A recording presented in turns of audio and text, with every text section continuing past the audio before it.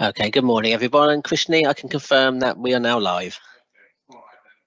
Thank you very much, Tom, and welcome everybody to the formal meeting of Herefordshire and Worcestershire Integrated Care Board in public. I'm delighted to welcome anybody who's observing us today, and of course this recording is available to members of the public to observe after the meeting. I particularly want to welcome Becky, who will be delivering our patient story, and I know Kath will be introducing that later, but also Morag, who I think is supporting Becky today. So welcome particularly to you both. I'm not sure whether you've got Dave Evans with you as well, Morag. I think I had him down, but anyway, if David's here, welcome to him, but I can't see him on screen. So. Also, just in terms of apologies, we have apologies from David Whiteman, one of our non-executive members, and Will Taylor, our Chief Medical Officer, and also participant apologies from Glenn Burley and Russell Hardy from the Foundation Group. But we're very pleased to welcome Francis Martin, who is deputising for Russell today. And also just to mention, no, I think that's it actually. I think we've got everybody else, and I've mentioned everything else that I need to at this stage. So yeah, warm welcome to everybody, and look forward to a productive meeting. So I just need to check whether there are any declarations of interest in relation to any items specifically on our agenda. We obviously have our usual declarations recorded in our governance log, but specifically in relation to items on the agenda, if anyone would like to indicate any declarations. Okay, none specifically for this meeting then, thank you. We are quorate, so we can proceed. So we move on to the governance log, which is the which has 2 open actions, but they're currently not due. And Hannah, I don't think there's anything else outstanding, is there, that needs to be mentioned from the governance log. Oh, and I omitted to welcome Joe Ringshaw. Joe, just nice to see you again. I know you haven't been able to join us for a while, so I just wanted to say hello and welcome again from Health Watch. Thank you. And feel free to contribute, Joe. As you will see, our constitution does allow Health Watch participants to contribute to the meeting. Thank you. Okay, we move on to the minutes of the previous meeting, which was held on the 17th of July. I just really need to check whether colleagues are happy they reflect our meeting accurately, and if so, colleagues are happy to approve those. I'll take that as yes. Good, thank you. So we move on to more substantial items on our agenda. We have no questions from the public today. If any members of the public are watching us, or indeed watching us back on our recording, then I would encourage you to submit questions if you'd like to raise anything with us. Obviously not of a personal nature. We would deal with those as a PALS inquiry or complaint. But certainly any broader questions about the role of the board, or any major kind of issues or questions around services would be welcome. So without further ado, I'll ask Kath to introduce our patient story, please. Thank you very much, Chair, and good morning all. Today's spotlight later on is on learning disabilities. I am proud to be the Senior Responsible Officer for Learning Disabilities and Autism in the system. From the paper, what I really hope was evident is that co-production is a premise. And I'm delighted that for today's patient story, we have Becky from Speakeasy Now with us. Becky is going to talk to us about health checkers at Speakeasy Now and the leadership role that they carry out in co-production with us. Their input is a huge benefit and helps to improve services across Herefordshire and Worcestershire. I am also delighted to say that Morag, the Chief Executive Officer from Speakeasy Now, is also in attendance. So without further ado, I will pass over to Becky. Thank you.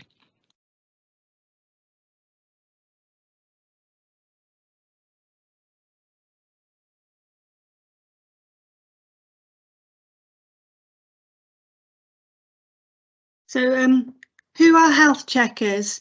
The health checkers are part of Speak Easy Now, a self-advocacy charity for people with a learning disability. Health checkers are funded by NHS Herefordshire and Worcestershire. There are 17 members of the health checkers team.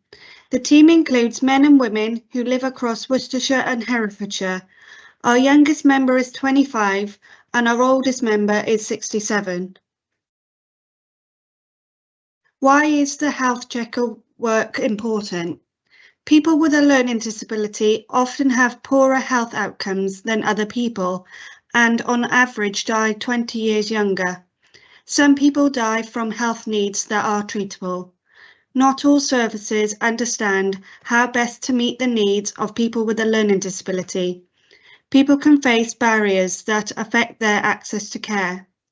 We care strongly about the need for good quality services and want to make sure that people with a learning disability are involved in improving services for local people.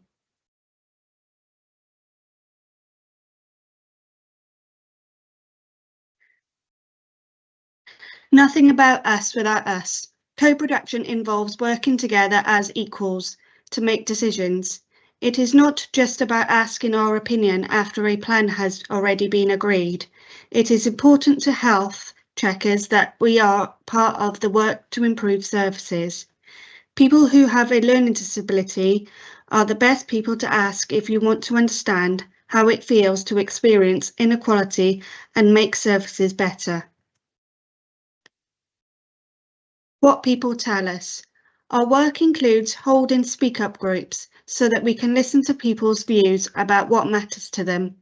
Sometimes this includes feedback about health services. A lot more people now have annual health checks, but not many people have a plan that helps them to look after their health. People feel confused, angry when health staff ignore them and talk to staff instead, or ask a long question that they find difficult to understand and answer. People are not always involved in making or understanding decisions about their health. People can feel sad and not important when this happens. We also hear about good care, where people have been given longer appointments or given easy read information before their appointment to help them prepare and feel less anxious. What do we want to achieve? We want to make sure that people with a learning disability have information and advice they can understand. We want all health services to make the adjustments needed to meet people's individual needs. What have we done to make change happen? Health checkers visit services to give feedback on how well they meet the needs of people with a learning disability and advise what action can be taken to make improvements. Attend meetings to represent people with a learning disability and to make recommendations about what we think needs to change. Work on projects to tackle health inequalities. Work we have been involved in.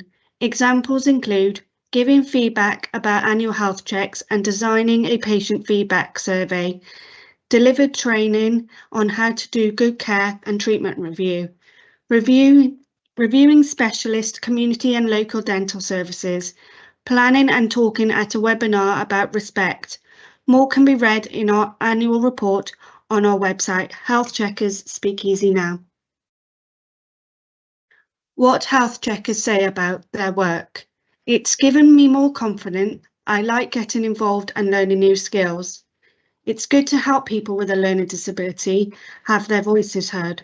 It's good that people are interested in what I think about things. It makes me feel I'm doing something important. It's good that we're paid and treated with respect.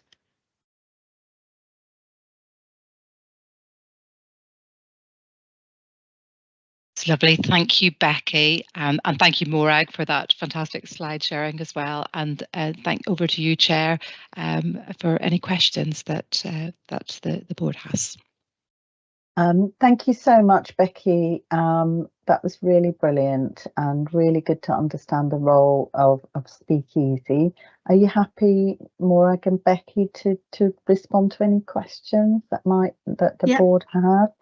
That's great. So I'll just open it up if anyone wants to just make a comment or a question. Simon? Thanks, Krishni, and thank you, Becky and team and Morag. I mean, firstly, just wanted to say you guys have made a massive contribution over a number of years now. Later on the agenda, we'll look in a bit more detail around performance in some of these areas.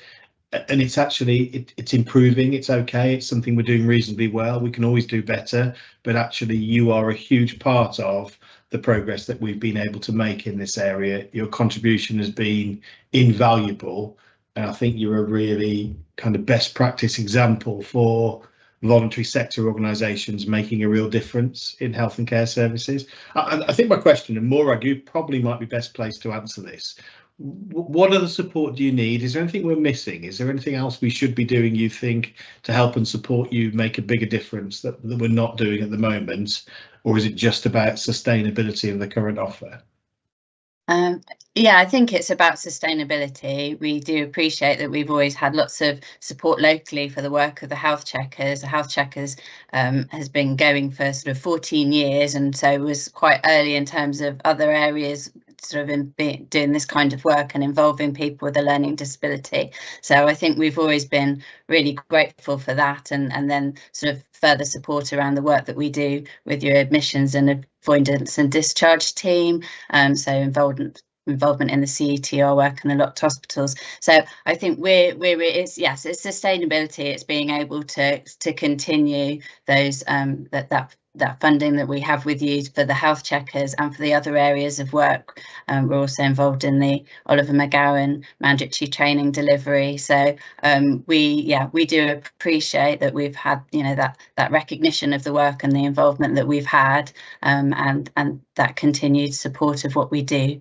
So yeah, I think that's really, in terms of our more general sort of work, obviously the engagement is a huge part of it. So going out and being able to talk to different organisations and talk to the amount of people that we do with a learning disability makes what we do effective in terms of representing the voice of people with a learning disability. So that's really our focus, is continuing that engagement work. So that's the work that we at the moment is lottery funded, so that we're looking to refund hopefully with the lottery. So yes, I suppose that's our area that we just need to focus on. That's what's so important. It's important that we're at that health checkers are at all of these meetings and are feeding in and working in co-production, which has really developed massively over the lifetime of the health checkers work. But yeah, we also need to be out there talking to as many people as possible with a learning disability, and that range of people across both the counties to make what we do as important and valuable as it is.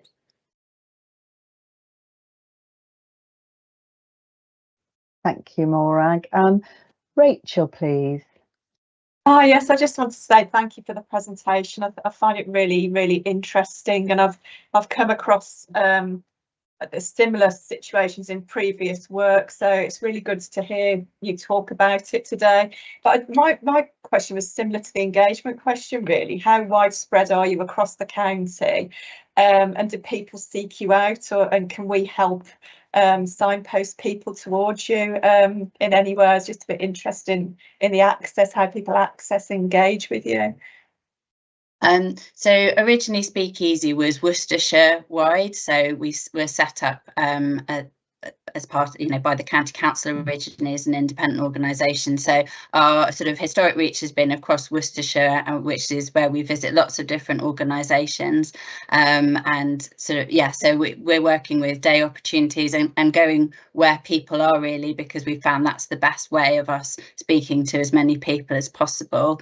And then obviously in recent years our funding for all our health work has covered Herefordshire, and so Becky's role is specific to Herefordshire. Herefordshire, and she's supported. Dave is next to her, and he's our project officer for Herefordshire. So having that has extended our reach across Herefordshire. So Becky and Dave go out and visit lots of different organisations. I think last week they were in a college talking to lots of students and younger people to engage them and tell them about what we do and getting their involved and getting their feedback. So that's the bit that we want to grow, and that we're always trying to encourage more people to get involved, either as a health checker directly or to be feeding into the other work to give the feedback to what we do.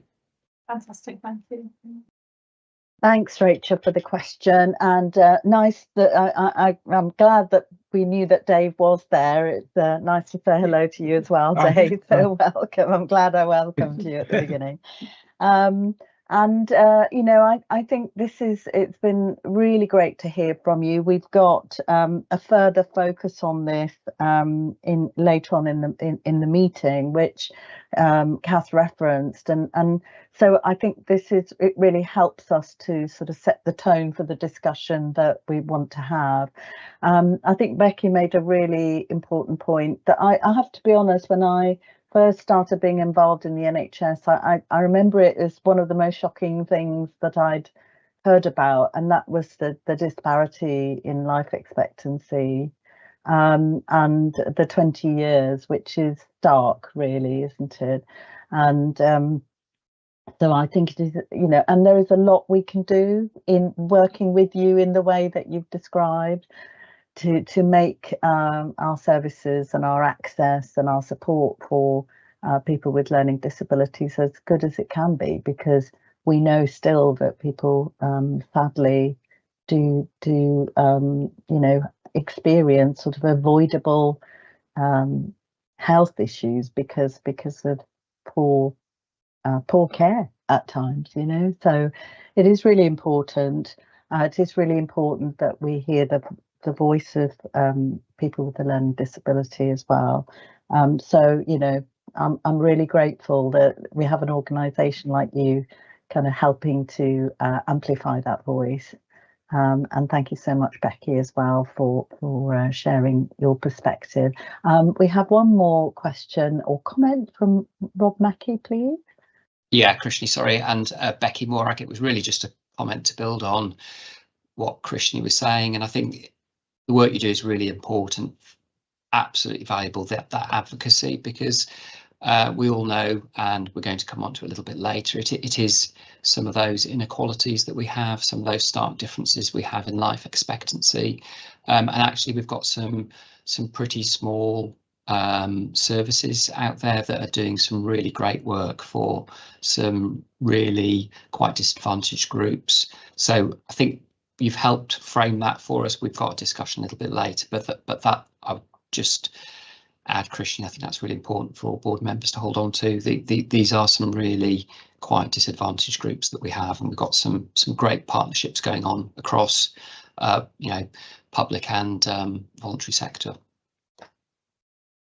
Thank you, Rob. Francis, did you want to come in, or was that an accidental hand raise? Accidental hand, apologies, Krishni. Okay, that's fine. So Becky and Morag and Dave in the background, thank you again. Are you stepping out of the meeting now, or do you want to stay on a little bit? Yeah, no, we're stepping. We're stepping it. Yeah. Okay, lovely. Okay, thank you so much for taking the time to join us. And thank you very much. Really valuable. Thank you very much. Bye bye. Bye bye. Okay, Kath, as ever, thank you for introducing those and helping us to set the tone for our meeting, and in terms of the spotlight that follows later. We'll move on then to the strategic update section of our meeting, and obviously come back to the spotlight on learning disabilities after that. So first and foremost, over to Simon, please, for his Chief Executive Officer report.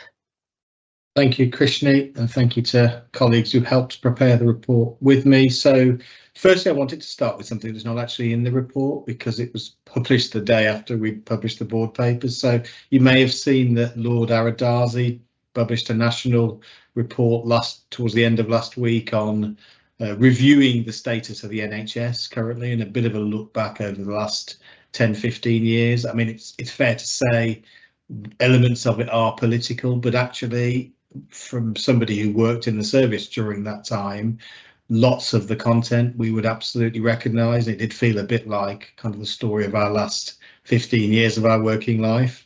We will take the opportunity to pick up some of the themes in a future board session, probably in board development agenda initially, but clearly what the report outlines is a whole series of some pretty significant challenges that we're going to be facing as a system, and then obviously now looking forward to the new government's plans to develop a 10-year plan for the NHS, which is a bit like the Darcy report outlines the problems, and the 10-year plan is designed to be the prescription, the things that need to happen to start to resolve some of the big issues. So really important strategic work. As I say, it's not in the report because the timing wasn't right, but we will come back to that.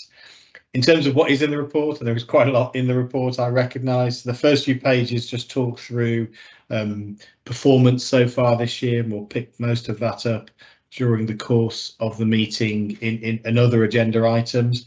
Wanted to highlight just at the top of page 3, so we obviously now are in a period of collective action by our GP practices. You'll see that I've had notification from 65% of our practices that they intend to take part in that collective action. I think it's fair to say, and this is anecdotal but backed up with some data, certainly during August there was a very limited impact on other services in the system.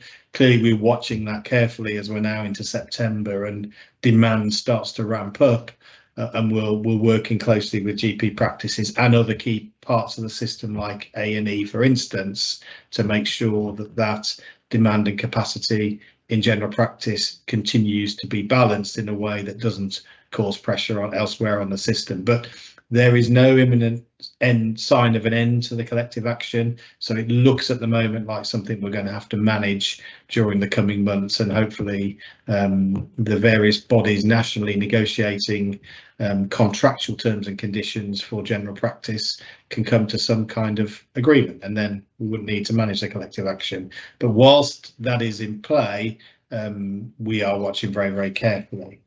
I think on a more positive note in terms of general practice services, so you'll see on the bottom of page 5, we've had the latest GP patient survey results. And again, I would always couch this with, we do recognise that lots of people have lots of frustrations with accessing GP appointments. GP patient survey is just about the best measure though of how services in this system are faring relatively compared to all of the other 41 IC integrated care systems in the country. Actually, I think general practice deserves great credit because you will see, really good results actually. So we are the 4th highest rated system in terms of people's overall satisfaction with their general practice service locally. We're the 2nd highest for the ease of access by telephone, and we're the 1st highest for satisfaction with their last appointment. So really quite impressive performance in that survey. We always say as well that our issue really is the variation. We know there are some practices who offer an absolutely outstanding service, and there are others in our 2 counties who don't offer as good a service, and that variation is partly what is the most difficult thing to manage. So we're trying to tackle that variation. There's a lot of ongoing work to improve GP access, to improve communications and understanding within the population about how the new ways of accessing services. But the GP patient survey results we should take as a real positive because they are really, really impressive. Just wanted to finish, Krishni, as well. I think there's another government policy issue that will impact on us. So one of the things the new government have announced is a real push on housing growth. So looking back over the last decade, our population in 2 counties has grown by something in the region of about 10%. We already then had plans within local plans that planning authorities locally published. There were plans for an additional 14,000 dwellings over the next decade. The new government is going to ask for 27,000 houses on top of those 14,000. So it would be fairly reasonable to assume we need to start planning for another 10% increase in population over the next decade as well. So I just wanted to flag, because this is the board, this is something as a system we are going to have to work together on, both in terms of the NHS parts of the system understanding the impact of that housing growth on the infrastructure we'll need to provide services. And by infrastructure, I talk in its widest sense. That's GP practice space and buildings, it's hospital capacity, it's bedded capacity that we have touched on in our 10-year demand and capacity model. We might have to revisit aspects of that now with this new planned housing growth, but also community services, mental health, learning disabilities, all of those other services out there. We are going to have to look at the revenue costs are obviously something that will eventually appear in our budget as population grow. As the population grows, it takes a year or two, but we do eventually get revenue funding for increased population. This issue is really more about infrastructure and buildings, and working with planners to make sure there are appropriate contributions from developers to their necessary health infrastructure. But really important policy change that I think will have a big impact on us, and something we'll work closely with. It's the 6 district councils in Worcestershire, and obviously it's Herefordshire Council are the planning authority in Herefordshire because it's a unitary authority. But yeah, I just wanted to highlight that because that feels quite important strategically. Christine, happy to take questions on those issues or anything else in the report. Thanks, Simon. Over to you, colleagues. Is there anything that you'd like to pick out from the report? Rachel first, please.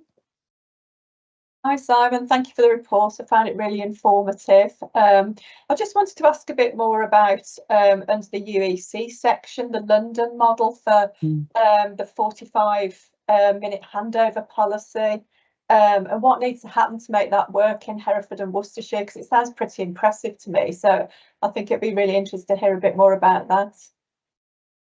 Yeah, it does sound impressive, doesn't it? And I can see why this is attractive to national policymakers to say, actually, we should roll that out. And actually, if it works in London, even though all areas are different, fundamentally, if it works in London, it should work in other places.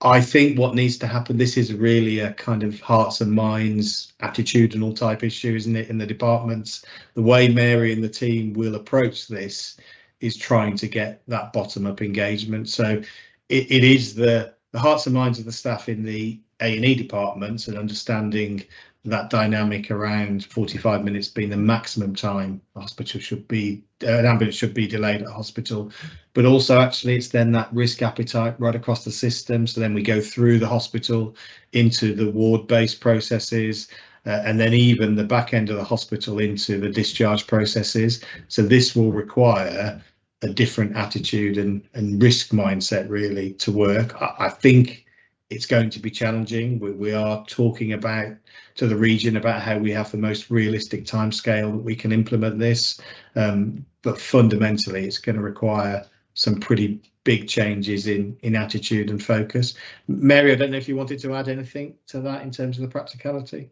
Yeah, thank you, Simon. So actually this afternoon we've converted our ICS urgent care board to be a joint urgent care board and quality board to do just that, to design how we're going to deliver the plan that we've already got and how we're going to share the risk across the system. The learning from London is it was hearts and minds, as Simon says, and it's been driven as well, but it was a lot of hearts and minds of the clinicians. So we've got the clinicians leading the sessions this afternoon to discuss with us how they can change the way of working across the whole system to deliver what we need to do on the ambulance handovers. So we'll be able to update you after that. Great, thank you, Mary. And did anyone want to come in specifically on that point? Because I thought it might be useful just to conclude that one before we move on to a different topic. So can I check? I think I could see Jane definitely wanted to come in on that. So Jane, I'll bring you in first. If anyone else wants to come in on that, do give me a wave. Jane. Thanks, Krishni. And I think that's absolutely right. This is about hearts and minds, and I think I can be really confident around my value that that's absolutely in place across our EDS staff. It's something that we have prioritised for the last few years to say getting ambulances turned around and back out to the community is one of our responsibilities. So I'm absolutely confident that's there. One of the consequences of that, though, is that we are a net importer of what's called intelligent conveyancing. So where ambulances have difficulties elsewhere, they come to us because we have that real commitment. So one of the things that needs to happen as part of this new policy is that there is a hard stop on that, because what we can't have is one part of the system taking more than its fair share of the demand. And so that's something that will be part of the workshop this afternoon, and that request of WEMAS that they stop that process, so that we all have to manage this 45 turnaround, because it's absolutely the right thing for patients. Thank you, Jane. And I do remember actually when this was first discussed amongst chairs with the region, I think the region were doing their usual regular update with us. Russell did raise that, I think, with Mark Brassington as a sort of, you know, seeing it as a challenge to manage, because it can actually disadvantage some organisations over others. Thank you, Jane. So I'll assume that nobody else wanted to come in on that specific point, so I'll just take the others in order. Sarah, please. Sarah Raystrick. Great, thanks. Just 2 quick points. One, first of all, I would absolutely endorse the recommendation about the Oliver McGowan Tier 1 training for the board. I've done that and the other level, and you know, really worthwhile doing, so I would endorse that. My second point is about work well. Just on a note, really, I think, but for anyone reading this more externally, it's quite obvious there about one of our PCNs not opting in. I know they've got their own very clear rationale for that, and that's absolutely acceptable and good. It was just, are we going to perhaps be able to use that in a positive light for some evidence gathering, and perhaps to capture the benefit of work well? If we've got one area that isn't as engaged, maybe we could use that for a positive. And would Bromsgrove at any point be able to opt in if they see the benefits of the work that's going on? Thank you.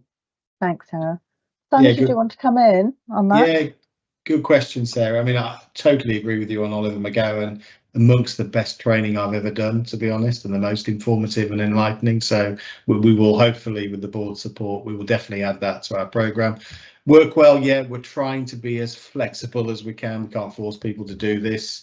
The door will remain open for the Bromsgrove PCN to join, and alongside that we will continue to review options for patients in Bromsgrove to get the support. If it's not through their PCN, there might well be other vehicles. So I know the team are working on that.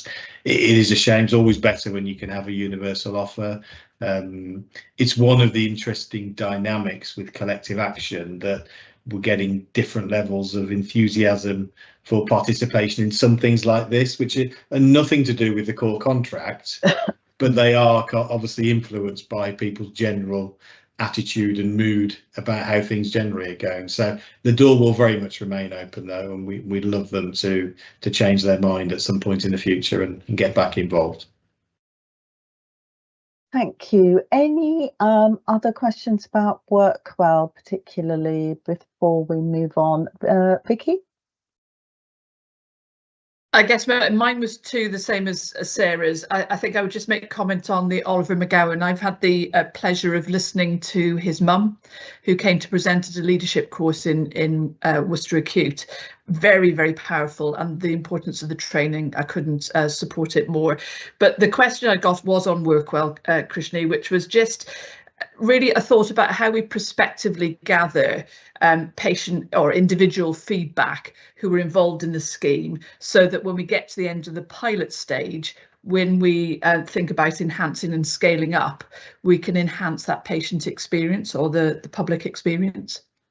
Thanks, Vicky. Simon, can I add something I was going to just raise to that, to combine it with what Vicky said?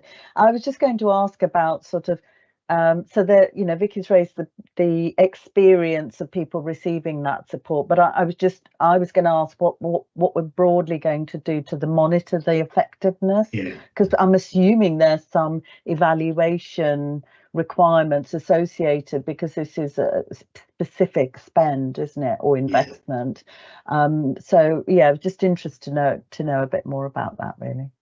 I mean, it's one of the interesting bits about working with the different government departments. Obviously, we usually work with the Department of Health and Social Care. This is the Department of Work and Pensions. I think it's fair to say there are some pretty onerous monitoring metrics and evaluation that we've got to do. There are elements of that, Vicky, which are about patient experience and outcomes. What we're trying to do is to add a bit more depth to that where possible. So yes, it's a significant amount of money, £2.4 million. There is a lot of monitoring that comes along with that £2.4 million. We're trying to tick every box to make sure the money follows the work we're doing, but equally to add as much local information as that we can. I would expect periodically through this programme us to be able to provide the board with some case studies and some more detail of the impact it's having. That's why we're doing it, aren't we? We're doing it because we think it could potentially have a big impact. So fundamentally, that's the most important thing for us to track. We have got to service the DWP requirements, but fundamentally, we're putting our effort into this because we think it will make a difference to patients' quality of life, health outcomes, and we will be tracking that and feeding that back through the governance as well. That's great. Thank you, Simon. Thanks, Simon. Aman? Thank you, Krishni. No, I think most of my questions have been answered, to be fair, and I would endorse doing the McGowan training because it's an area that I know very little about, so I would welcome that as a board member.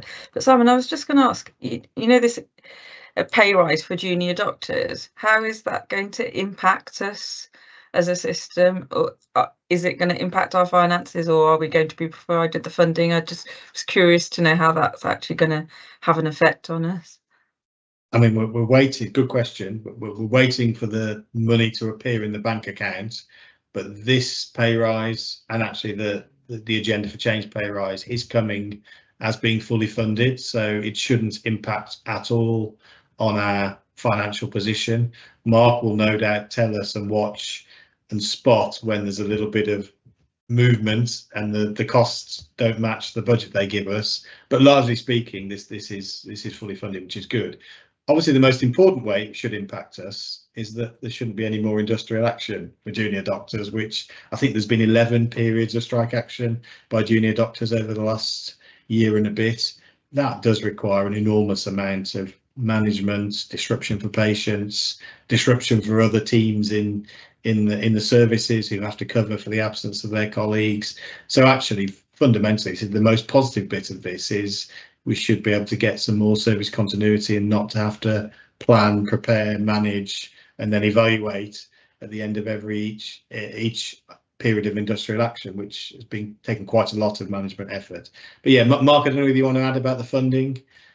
Thank you, Simon. I was just going to say that so from a planning perspective, we plan for a 2% pay rise. That's what we're advised to plan for in all our budgets from NHS England. So anything above that that's agreed as part of national negotiations and settlements, we are working on the basis is fully funded.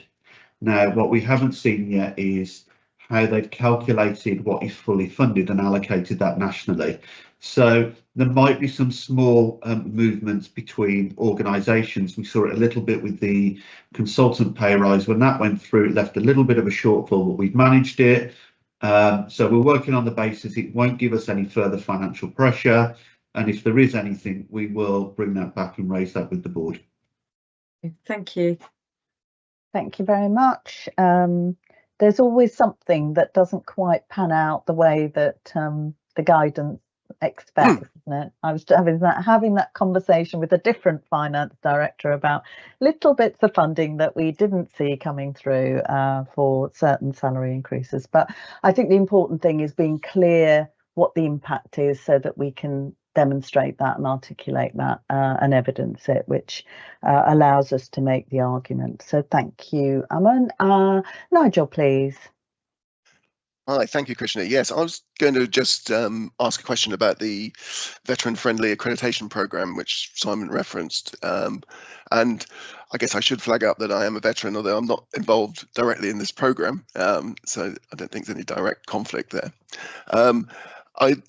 I'm very pleased to say that I think every practice in Herefordshire is signed up to this. But one of my frustrations with the programme is that it sometimes sits just as a sort of bolt-on to, and actually not necessarily built into the reducing inequality and quality frameworks that we might put together as a system. And I think as the NHS resets and goes forward, I would really like to see some of this become mainstream inequalities work, both with the veterans themselves and the families of service people who often move around and are subject to poor access to services as a result. Thank you, Nigel. Simon, do you want to comment on that? Yeah, it's a really good question because, yeah, being veteran friendly, signing up to the programme is great. That's a tick in the box. It's what you do with it that matters, isn't it? And how we're able to positively impact. I think there is more we can do. We're lucky that we have Dr. Jonathan Leach, who does work for us and advises on various programmes, but this included, and he's the national lead, I think, clinical lead for this programme. So we've always wanted Herefordshire and Worcestershire to be at the forefront of participation, and we're doing pretty well, I think, compared to other systems.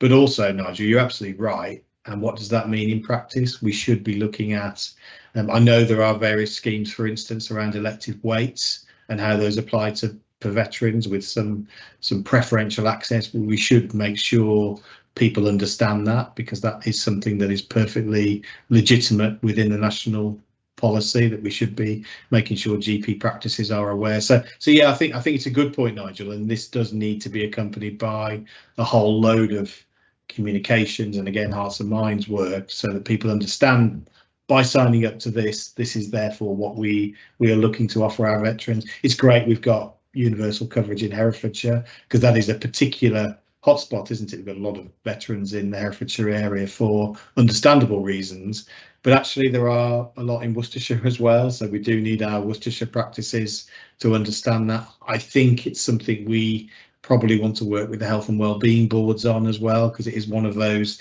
it's not just veteran wellbeing in the health and care system, it's veterans wellbeing in their interaction with the whole range of public services. So I think there is more work to do. It's a good point, Nigel, but we'll keep updating the board again periodically as the work progresses.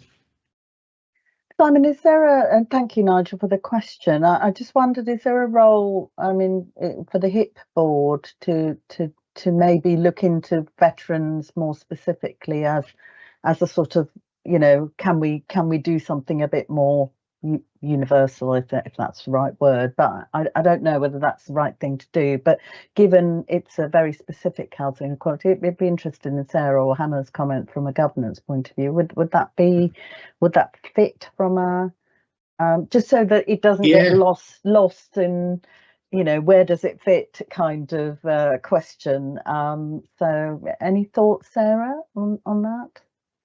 By all means, say that you don't think it's appropriate if you think that there's another way of doing it. But I just felt like it was something that we probably just don't want to lose as an area that needs, as a community that need particular support and may have specific disparities built in. So just so I don't chair the HIP. No, I know. But as a non-exec member, I think it's something that I'd be really happy to raise there and look where it sits. The Health Inequalities Prevention Board runs really through most of our work programmes and our work streams. So it'd be really important not to muddle that. But I think having it at the forefront and perhaps having somebody there who is really keen to champion that agenda would be positive. So I'll take it to Tanya, the chair, unless Hannah is going to come in with something different. Thanks, Sarah. Hannah? Yeah, I think my thought is that obviously we have got now quite a sophisticated way of assessing impact of various elements on people with health inequalities, on quality impact assessment. So it's just whether we could integrate it into that toolkit that is already in place and consider the impact, because that way it will, no matter what committee considers a decision, it would always be considered. So that might be a more holistic way of approaching it, but we can certainly take it away from the meeting and discuss.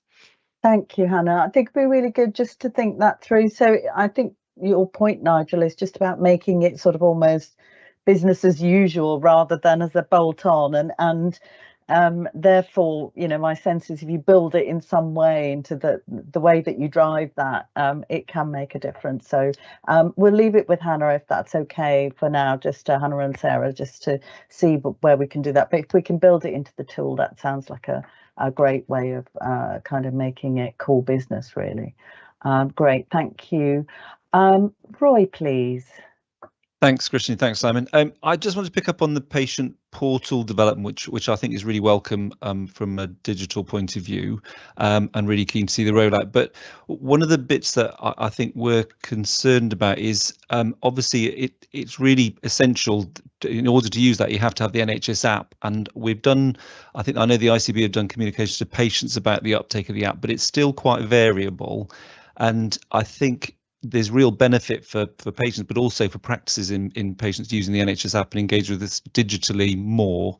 And it's just whether as system partners we could encourage our staff. I don't know if it's a sort of piece of work the ICB can encourage, actually communications to staff about how we could support, because we're all large employers, and you know, we've encouraged all of our staff, but we had a meeting with the district council and it's not something that they'd thought of, and whether as a sort of system employers we could encourage our staff to get on. Obviously the more people that engage with us digitally, the less queues there are on the phone, and reception time freed up for those who need it. But I just thought whether there's a focus for the ICB to encourage some communication around staff engagement with the NHS app. Really good point, Roy. Thank you, Simon. I think it's a great idea. That's not something we've specifically thought about, but we should do, shouldn't we? So let's take that away and action that, both within the NHS family, but you're right, Roy, within local authorities and other key partners who are big employers. If we added all of the people up that work for one of those anchor institutions, it probably would be quite a high proportion of the Herefordshire and Worcestershire population. So we should do that. Let's take that away and action that. Great, thanks. Yeah, definitely one to engage the ICS with if we can, I think, because also there's also our voluntary sector partners as well. So great idea, thank you. Paul Walker, please. Thank you, Chair. Just quickly going back to the veteran support. There are, in terms of practical help and practical support, I think we've probably got one of the most proactive and progressive veterinary support services across the country, kind of national recognition for the work it does. But I just want to make sure that kind of access to that information is kind of widely known, Nigel. And I'm conscious that the Herefordshire Veterans Support Centre is kind of relaunching and reopening in early October, and lots of practical activity to support that relaunch and reopening. So perhaps separately, I can make sure that the contacts and the information is free flowing, because it's something that the vets are very proud of in terms of the work that they do and the support that they've got across the public sector in Herefordshire. So I'll pick that up separately with yourself and others. Oh, thank you. That's really helpful. It's good to make sure that that everybody is aware of that, and particularly if something's being relaunched, Paul. So if you share it with us as well, we'll obviously make sure we get that out to the widest audiences that we can. Thank you. Mark, please. Thank you, Christian. It's in reference to the veterans. It's just to remind people that I think we certainly have the Silver Award for veterans in my trust. I believe the Acute Trust in Worcestershire has just received Gold.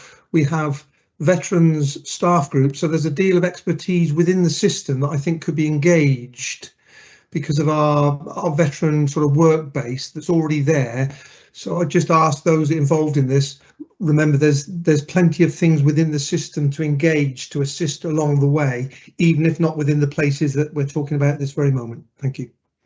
Thanks, Mark. Yeah, it's good, the benefit of these conversations, just to remind, in all our partnerships, there's obviously a lot of work going on. We just need to make sure we've got it, got collective sight of all this great work, which is obviously evident, and that it's working as cohesively and collectively as possible to give the maximum support to this important group. So really welcome the fact that we've had that discussion really. So thank you, Mark, for highlighting that.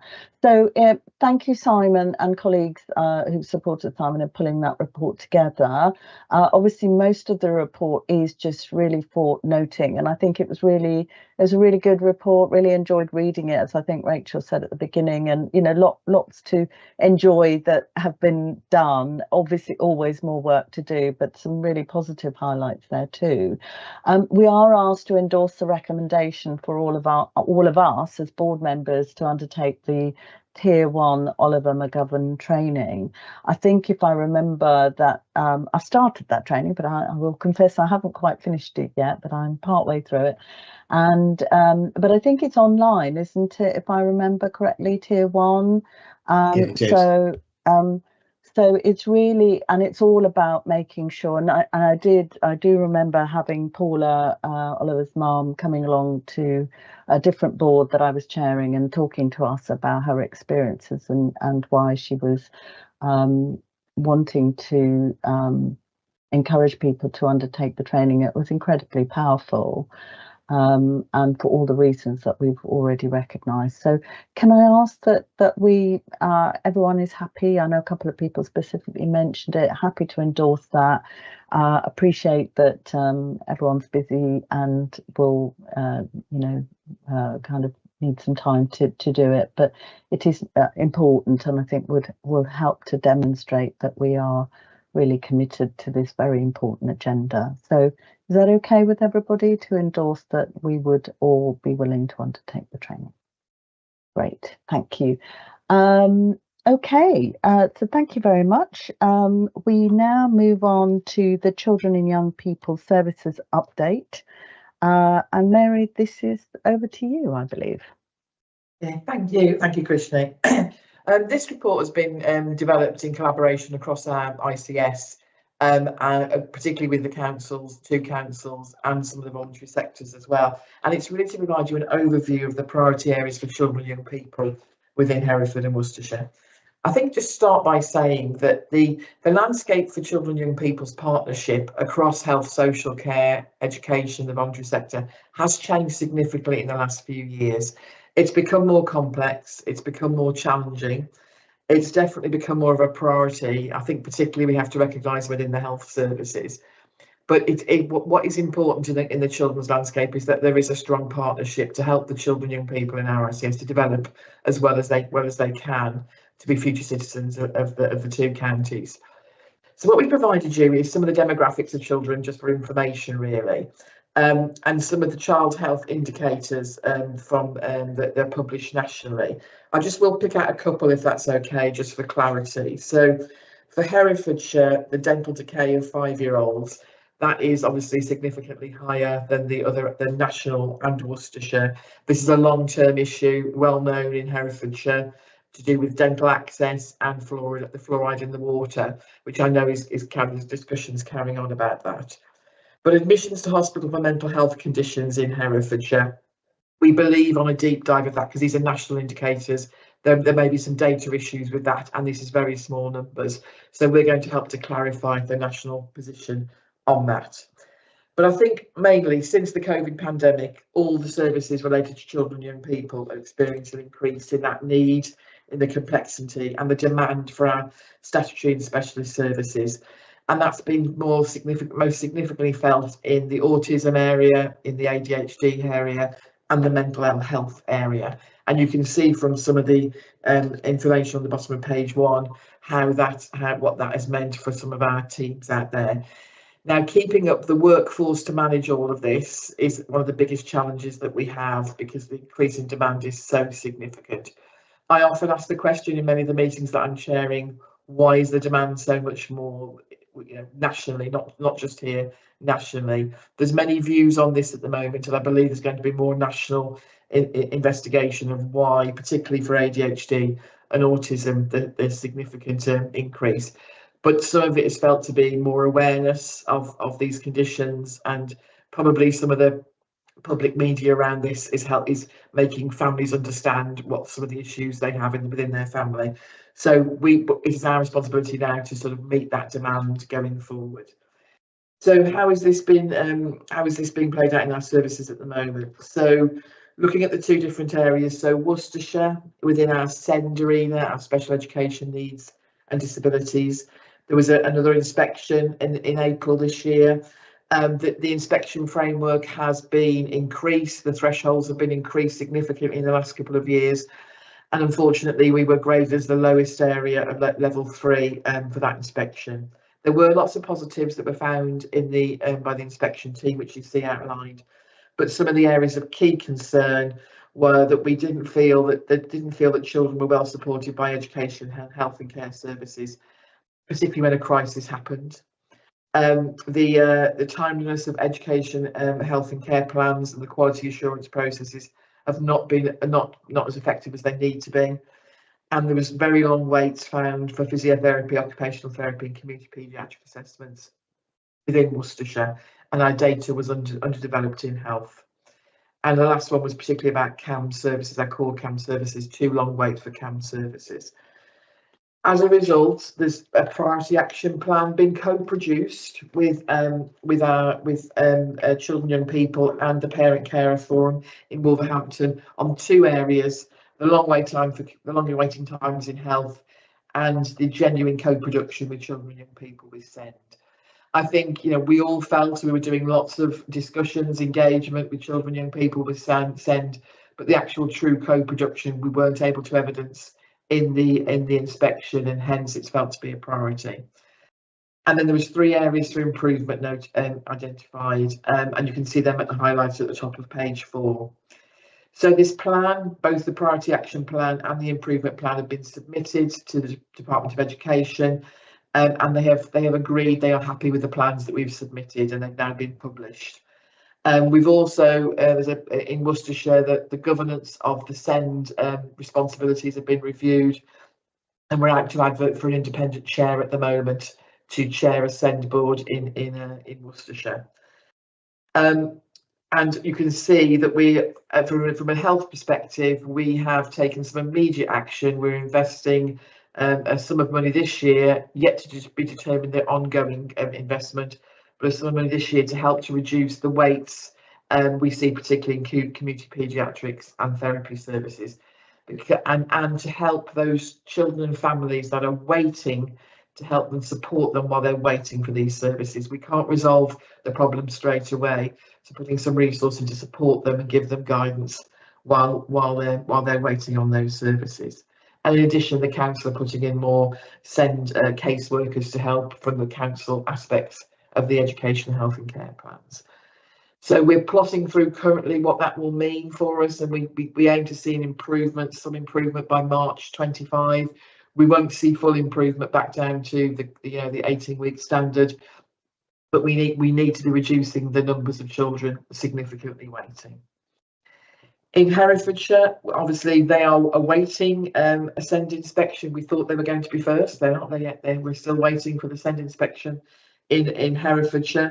There is a well-developed partnership board for SEND in Herefordshire. There are some issues that have been identified, which you can see outlined at the bottom of page 4. But what the inspectors are looking for is that we have a plan to improve and recover that position, and that is firmly in place in Hereford at the moment. So, you know, we look forward to that inspection and looking forward to the outcomes of that. Further issues that are within our system at the moment. So in Herefordshire, children's services remain under statutory direction. We've talked about this before at this board. There is a phase 2 plan that has recently been developed, and a reforming of the improvement board, which I think is welcomed, with a more in-depth quality assurance framework to monitor the progress. Specific concerns for us are the timeliness of health reviews for children in care, which has seen some improvement, and dental checks as well. And we're doing a deep dive into both of those areas to understand what we need to do next to improve that position. For both Herefordshire and Worcestershire, what is the gap that we feel in children's and young people services is that early help. It's the help for those children and the families to prevent the crisis, the emotional and mental health wellbeing breakdown, all of the things that help families to thrive at that younger age group with their families. So you can see in both areas that we're working jointly to try and improve the service provision for that. And we're currently procuring, from an ICB point of view, a system-wide emotional wellbeing service for children and young people from the voluntary sector from April next year to provide that early intervention, and that's currently out to tender. Will that meet all the demand? It probably not. We'll probably have to continue to work to develop and work particularly in partnership with school nurses, with health visitors, and with communities out there to try and develop that early help and prepare children, particularly for school, because having met with a lot of the school heads recently, that's a particular issue for their children aren't as prepared for school as they used to be in times gone by. So we need to work as a system to understand how we can improve that. Our partners in public health on page 6, their best start in life. We've made some great strides in the health aspects of that using the LMNS.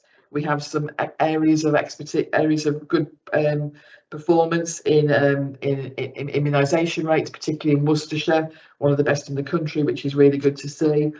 And again, the focus is on the healthy start to life and that mental health and wellbeing that support. So there's a lot of work that is taking us through that. Lastly, as an overview, the NHS, a couple of years ago, you may recall, we came to the board with the NHS 6 priorities for children and young people. And this, for some of us, was the first time we'd ever seen this in our career as a priority focus for children from the NHS particularly. The 6 areas are outlined there for you. I'm just going to pick up a couple of the areas and happy to take any questions on the rest. So infant mortality, we were an outlier on infant mortality, was above the national average. However, the latest data, which we've got, the ratified data, shows that rate has reduced to be more statistically similar to the national average. The work will carry on, though. The work will carry on in that care bundle that we have to support through the OMNS and make sure that our women's health and the women's health hubs that we're putting in place are focusing on getting women ready for pregnancy and being as healthy as possible to help us to keep that infant mortality rate as low as possible. So that work has reaped some benefits from us. The other one I'd like to pick out is the asthma bundle. We have done a lot of work in asthma. I mean, it shocks me the rate of asthma we have in our school children particularly. And we have developed a asthma-friendly schools programme promoting that national training offer, and the planned roll out of this across our schools is ongoing currently, and we've received some resource regionally to help and support us to do that, and we're going to evaluate that to understand what impact that has had, often for the children and their families, but often for the schools as well, who struggle to manage the children with asthma during their school time. Obesity, obviously, you can see from some of the indicators at the top of the paper, we still have an issue with childhood obesity, and the Worcestershire Family Health Coaching Project has been successfully implemented now in some areas of Worcestershire, and we're about to do the full 12-month evaluation of that in the next couple of months. And if successful, it's something as partners we would like to discuss about rolling out across the whole ICS to help to manage that obesity in children, to help them live healthier lives going forward.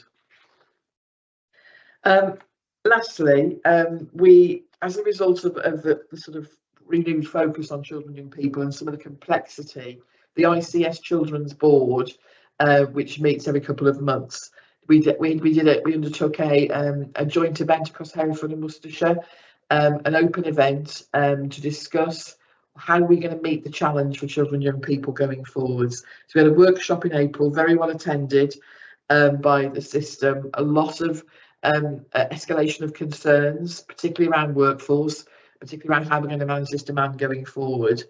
But we decided on 3 early areas that we want to focus on. Improvement to the voice of the child, because we need to be hearing the children's voice more clearly, definitely.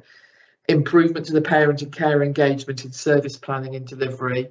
Again, a lot of feedback from some of the families that we engage with, that they don't feel part of the decision making for their children and they don't understand the services that are provided within our ICS. And that's not just here, that's across the whole country, that message is coming out. And then we wanted to look at the transformation of children's services, but starting that by doing a comprehensive service mapping and community profiling of the need and what services we have out there and the demands that they're currently having. Now, over the summer, we haven't been able to start this work, but we plan to start this work in October and take it through the winter. So by, in the spring, we'll have the first tranche of work from a strategic level of what we need to do for children and young people going forward. So very complex, lots of work programs, for children and young people. We're trying to keep it as simple as possible. That's not always easy. It's multifaceted, but I'd just like the board to note the position we are in children and young people and the work that we continue to progress in the next couple of years, probably.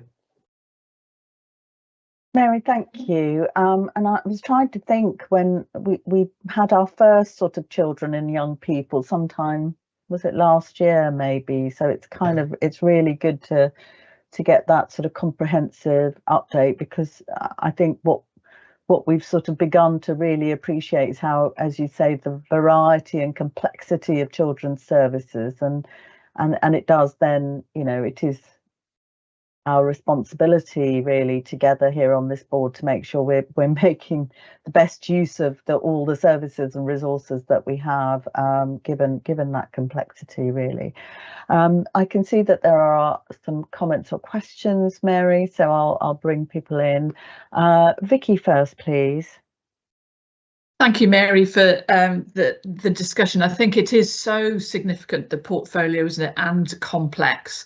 I guess the issues for me, some of the figures, like you said about the asthma, are so stark. I think the number of children in care across Herefordshire and the dental decay, just I couldn't believe it when I saw the figures. I guess my question was about, because a lot of the actions and the urgency that you've outlined is very clear about the short term as a medium term, but my question was about workforce and whether we've actually engaged with Worcester Uni as part of the work that you're doing across the system to look at what we need in terms of future workforce, paediatric nursing, but also health visiting as well, and whether there's a piece of work going on about that workforce, which obviously would be for the medium and long term. Thanks, Vicky. Yeah. Mary? Okay, thank you. I mean, that work hasn't in any way concluded, Vicky. It's a work in progress, really. The demand and capacity sort of planning for the next 4 to 5 years is key to this, really. I think we have sent messages, the region have sent messages, and the national team, that we need more consultant paediatricians, we need more children's trained nurses, physiotherapists, OTs. As ever, we find them difficult to attract in our area, which is key to us. But we've also, what we're focusing on at the moment is how we can release their valuable time to do the things they need to do and take a more skill mix approach. And we found lots of examples where we can do that and use the voluntary sector more than we've been currently doing as well, I think. So we, that's our focus at the moment, but we will work with universities and others about the future workforce that we find. Thank you, Mary. Nigel, please. Yeah, thank you for the report. This is such a crucial area, really. I think we all understand it. And as Vicky was saying, some of those figures aren't quite stark. My question specifically, though, is about that transitional phase between children, young people services and young adult services. And one of the things that I see in day-to-day practice is the longer waits, and particularly around the sort of things like neurodiversity, mean that if you're an older teenager, that there simply isn't time for you to be assessed and go through the process because of the waits in the system, and then you transition into adult services and restart the clock on what is also an extremely long wait. And what we do then is we have periods where our young people are effectively have exceptionally poor access because they are transitioning between two services which are stretched. And I just wonder whether that transitional work is part of this, because I think it's so important, particularly if you look at holistically, looking at how we get our young people to be most functional and sort of the best start into being successful adults. Such a good question, Yeah, Nigel. really I think good, it's a really good massive issue, isn't it, Mary? Yeah, one of our parent carer forums gave us an example of just that, Nigel, which I was quite shocked at, to be honest. So we are commissioning a new neurodivergent pathway. I have asked the question, and that will give us more capacity when we have the workforce. I have asked the question about, surely we're not starting the clock again on some of these referrals. If a family comes at age 16 and says, I think there may be a problem, they get onto that referral pathway and they're not transferred to another service. So we will take that away and confirm that is part of the neurodivergent pathway. But what that pathway does give us is that extra capacity to try and bring the weights down anyway. I think that's what we've got to do. Thank you, Nigel. I mean, I do, certainly I know in mental health services, it's always been this massive, worry about children's mental health services and then the transition to adult, and making sure that there's proper transition planning is really, really important, so that there isn't a sort of sense of cliff edge almost for young people when they're transitioning, and that plan is, people don't sort of see age as the one thing that is taken into account in their movement of services. So I think it's a really important area for us to be cognizant of in our design and our commissioning, Mary. So I think that's really helpful. Great to hear that. So thank you. Sarah, please. Great, thank you. Yeah, I think people have already picked out, haven't they, some of the starkness of these figures, and it'd be really useful later, and Mary, when we do get some of that kind of deeper dive into the admissions to hospital for mental health conditions for Herefordshire, to understand that a bit more, because that figure looks like a real outlier, or sort of a figure of concern to dig a bit more deeply into. I think it's sort of a question about assurance, but really a point, really. We talk a lot about this being very complex, and it's just making sure that we don't hide behind the sort of complexity and difficulty, but we actually do move forwards and make progress on this. And I suppose a point, we've got Paul on the call and others. You mentioned, Mary, which was really positive to hear, about working with communities, with the voluntary sector, and with wider partners. I think the point you made about school readiness can't really be, you can't emphasise that enough, that school readiness is the best marker that we know internationally for academic achievement at a later age.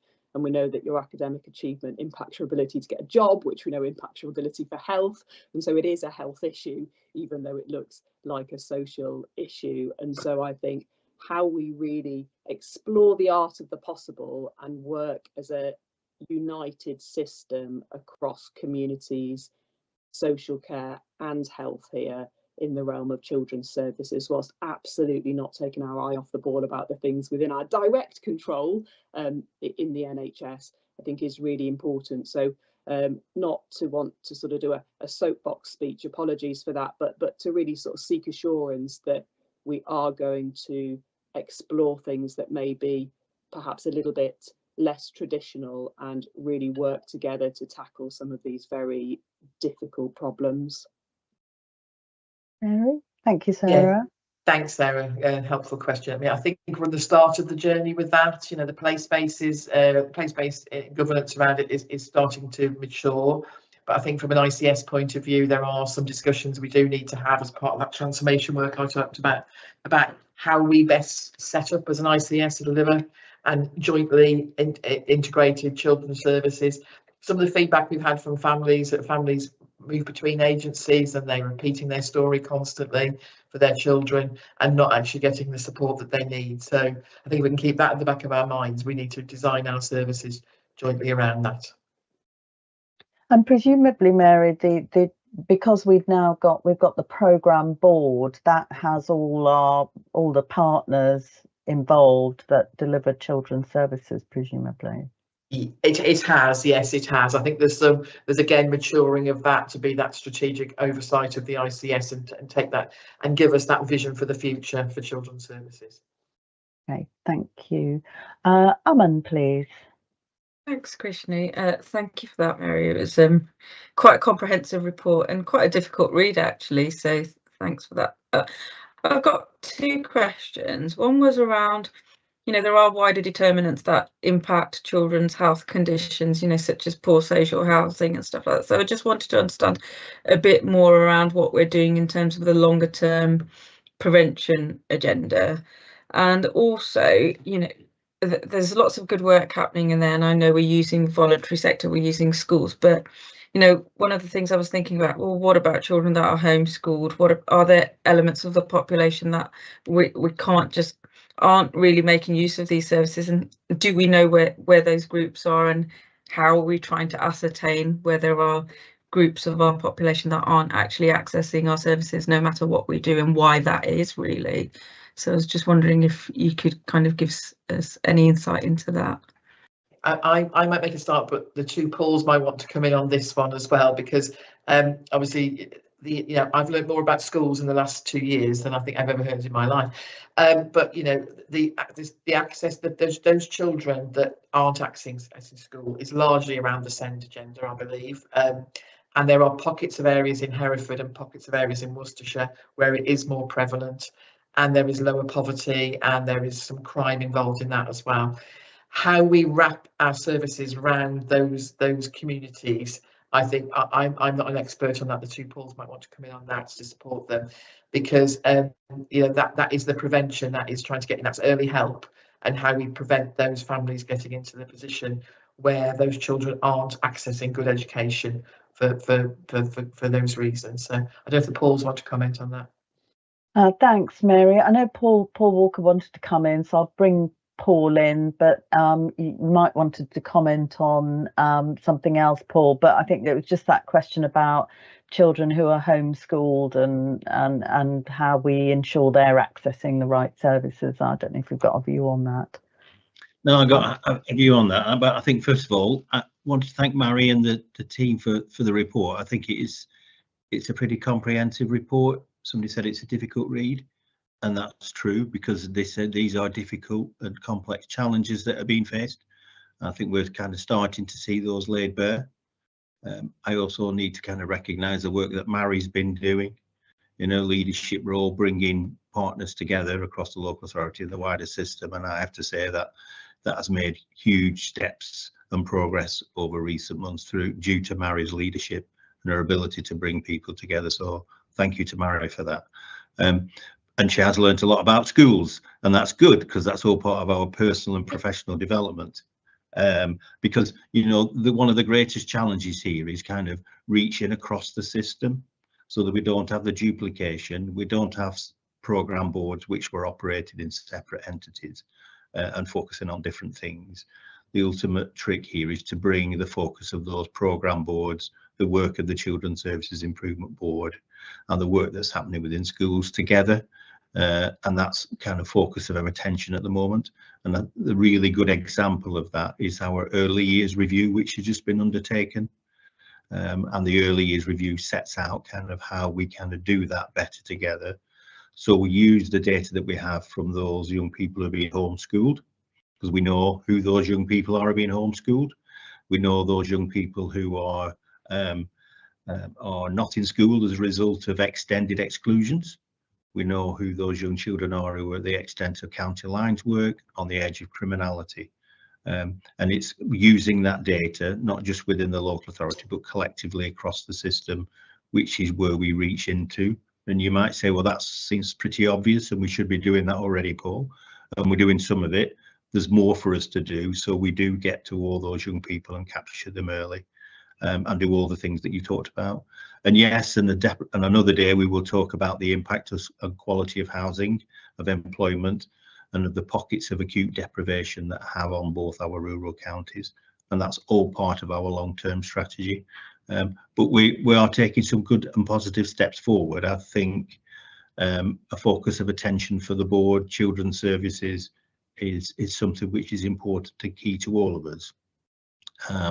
And I know we have our regular updates on performance, but perhaps a wider conversation through one of our development sessions is something which will kind of bring the detail to the fore, raise awareness and understanding of those areas where we need to do a better understand the detail, kind of collectively come together about the immediate practicalities, alongside the longer term strategy and how that's being developed.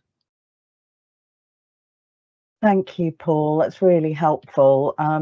And certainly I think we can, Hannah and I can look at when we can sort of perhaps have another session in a development session around developing our understanding further.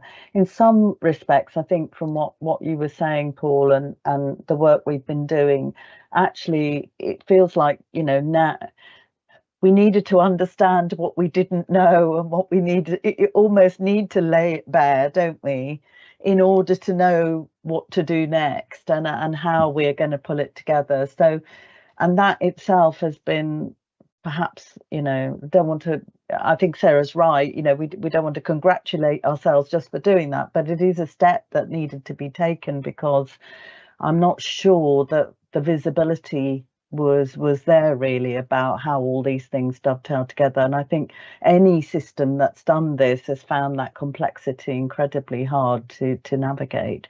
I think the other bit that just provides challenge is, we talk about providers when we talk about the NHS, and if you think about schools as providers, they're often providers that aren't in most of the rooms where we end up talking about services. So it just sort of, that is quite a, it's quite a difficult landscape in that sense to navigate. But thank you for your comments in relation to Mary's leadership. I'm sure that's exactly what I think the ICS should be doing together, is trying to bring that collective lens across these things. So really appreciate that feedback. Thank you. Roy, please. Hi, thanks. Just one comment and one question, if I may. The comment is just around the sort of early help and intervention. And I think there are services out there, but actually the way they're communicated and the fragmentation is often quite difficult for people to keep up with. I've said it before in a meeting, I learned more about services available to young people around mental health from a leaflet from my child's school than I get as a GP. And on the back of that, we invited the schools into our district collaborative, and we had a really good session. But it's almost a constant battle to try and keep up to date, but also making sure that those who need the information have it. And I think that's an ongoing challenge. So, but I think it's really important because there is a risk actually that we have services out there that aren't being used and people in need are not matching them up. The question is around asthma.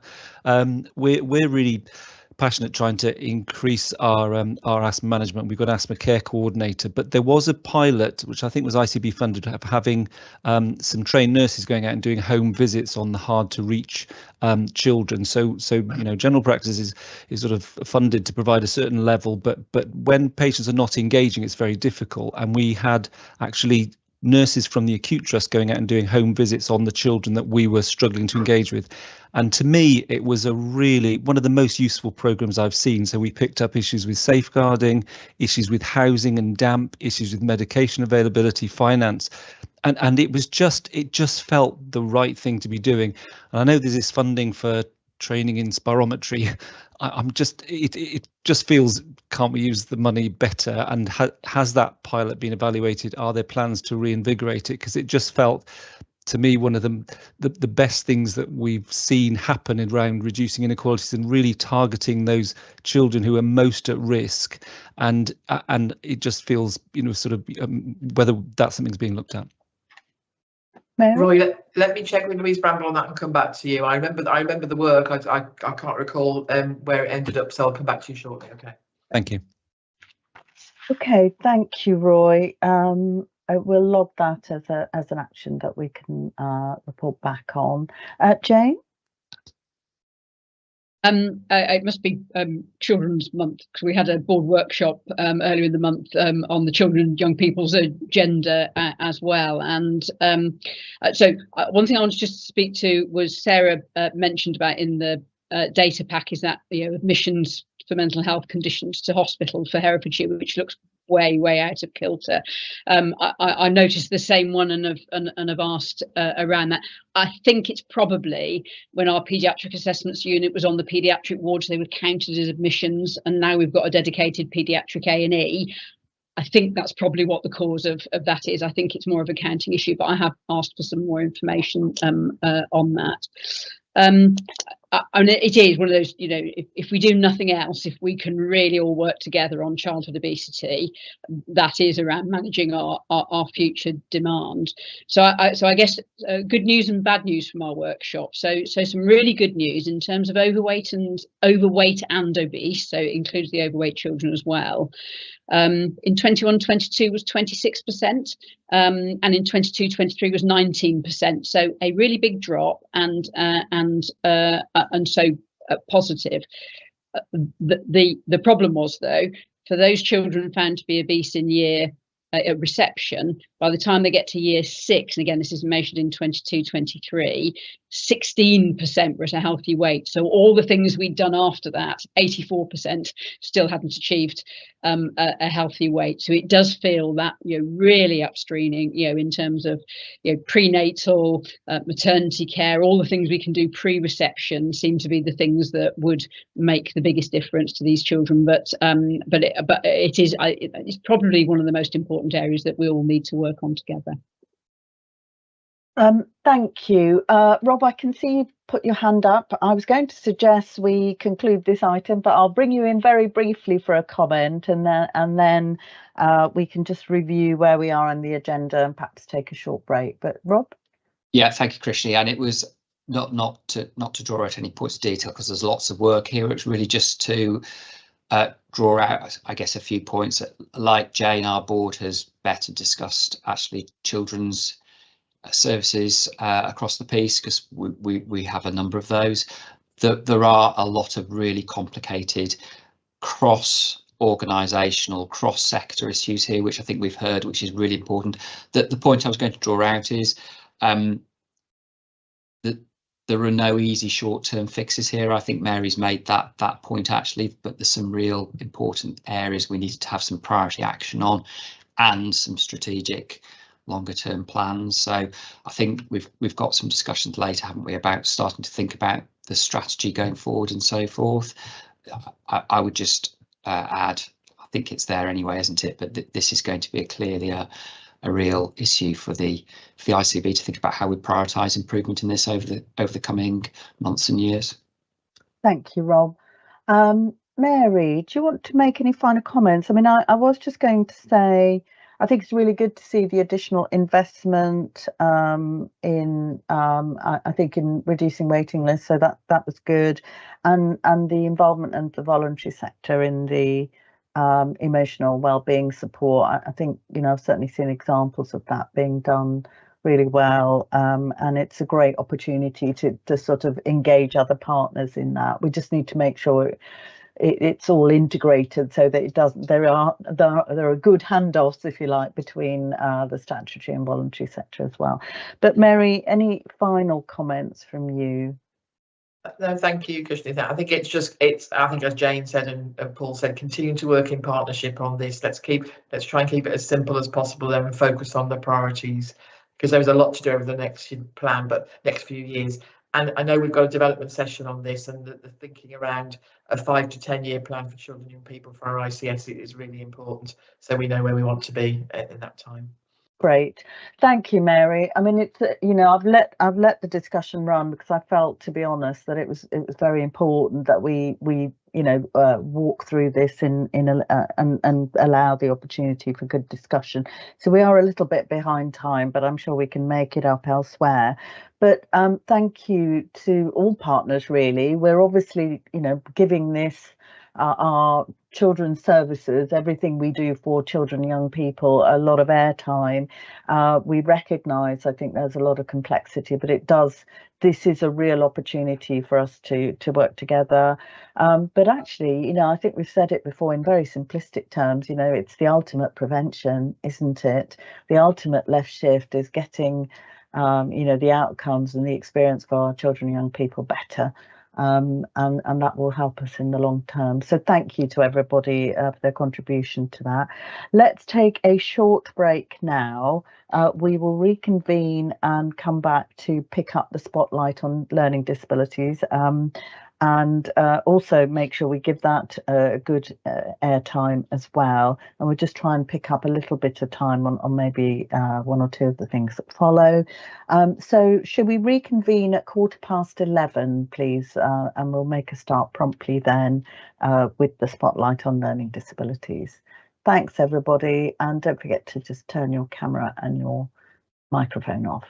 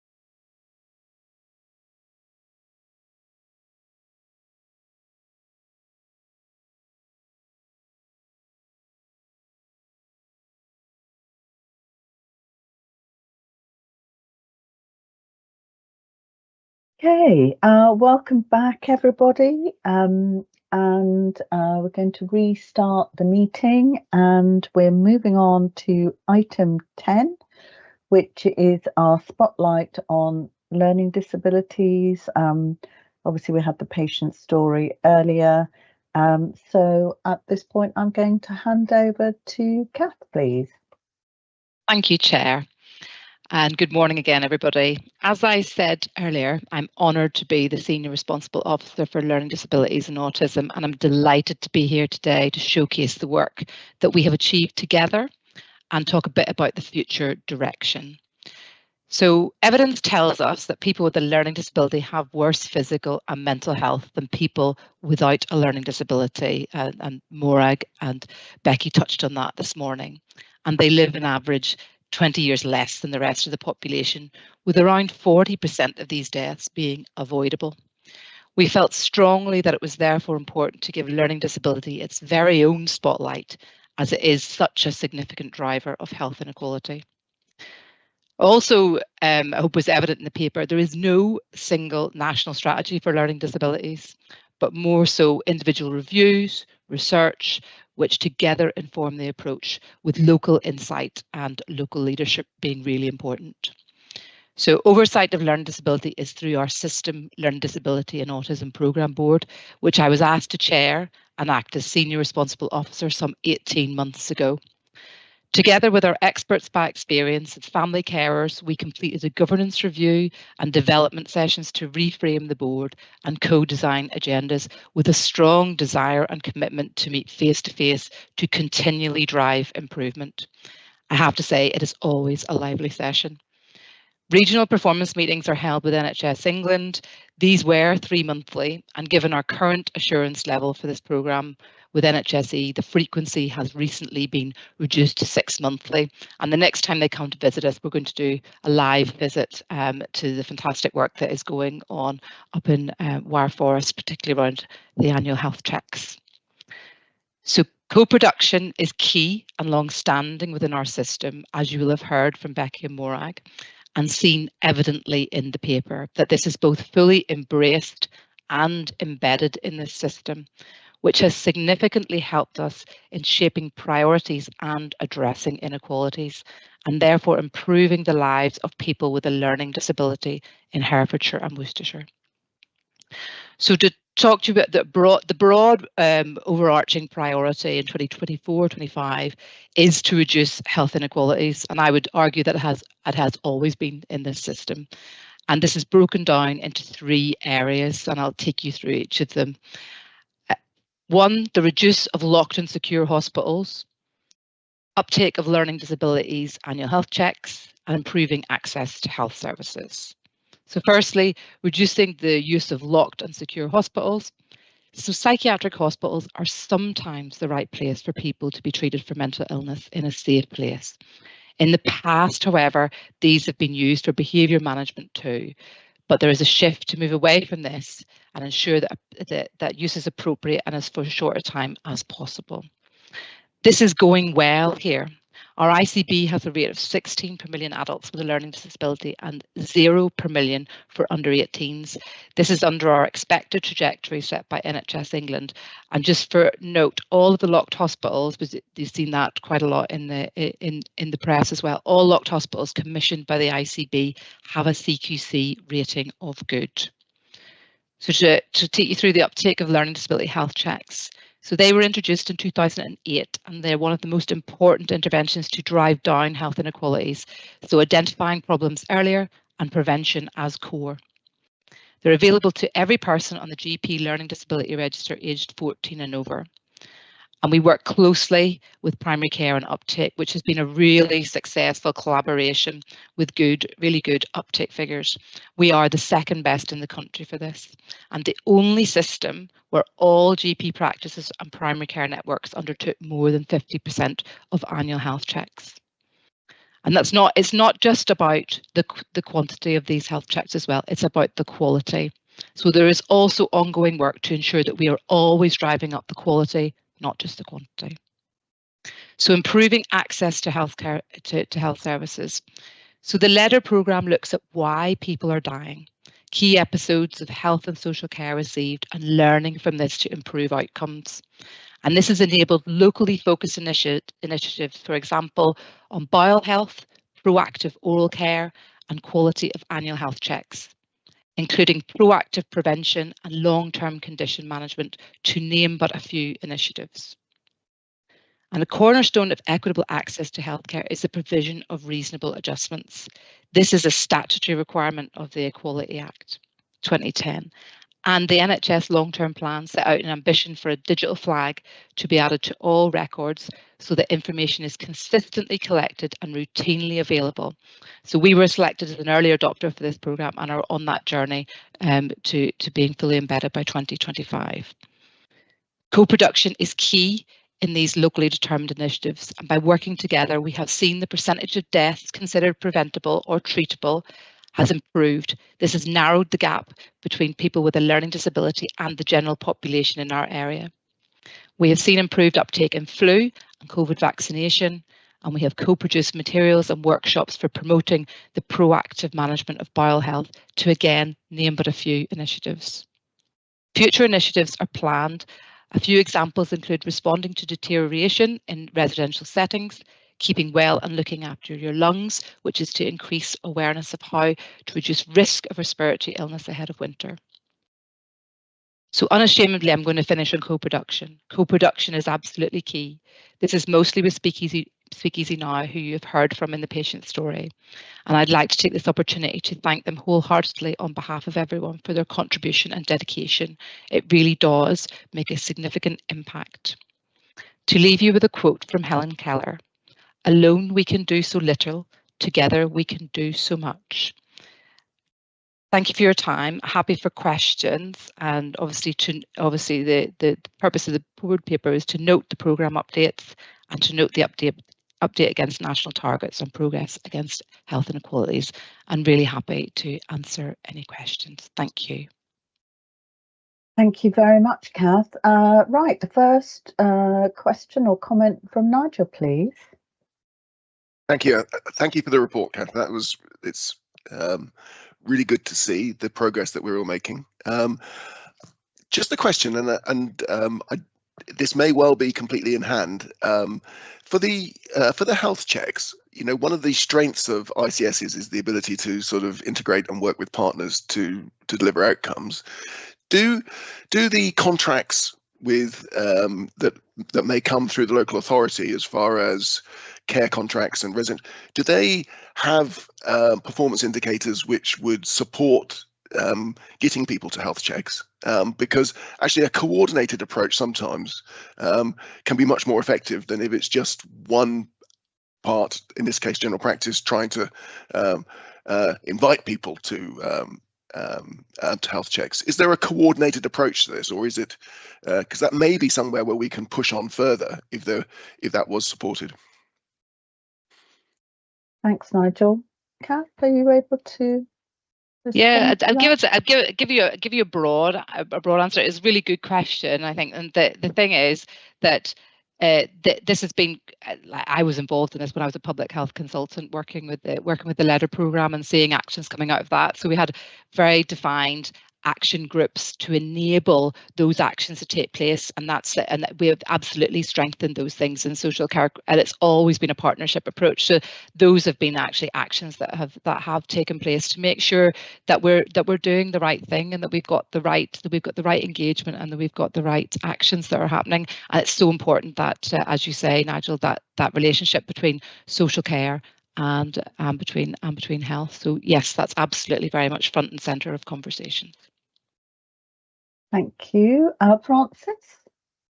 Thanks very much. Thanks, Kath, a really helpful report. Very well coordinated, the agenda today, isn't it, picking up the themes across the morning. But I think we should be rightly recognising the quality of services and the fact that Herefordshire and Worcestershire has for years been ahead of the curve in terms of access and the number of people in locked hospitals and all the rest of it, but that shouldn't make any of us complacent. We've talked about earlier on the UEC, and it's about cultural, to make the change, and I think that the Oliver McGowan training and all of the other things to say, actually, all of us have to recognise people learn in different ways, people have different abilities, people's ability to access services, and permanently think about that, whether it's veterans. As I say, the themes are common throughout the morning, aren't they, in terms of not assuming that one size fits all and having to go over and above to make sure that our services are accessible. And a proportion of the differential in life expectancy is to do with genetics. An awful lot of it is to do with polypharmacy, to do with lifestyle, to do with lack of action about symptoms, to low uptake of screening programs and all those other things, and not least people who sometimes can be institutionalized for a long time. So all of those are within our collective gift to be permanently battering the door down to make it as good as it possibly can be, I think, for the people of Herefordshire and Worcestershire.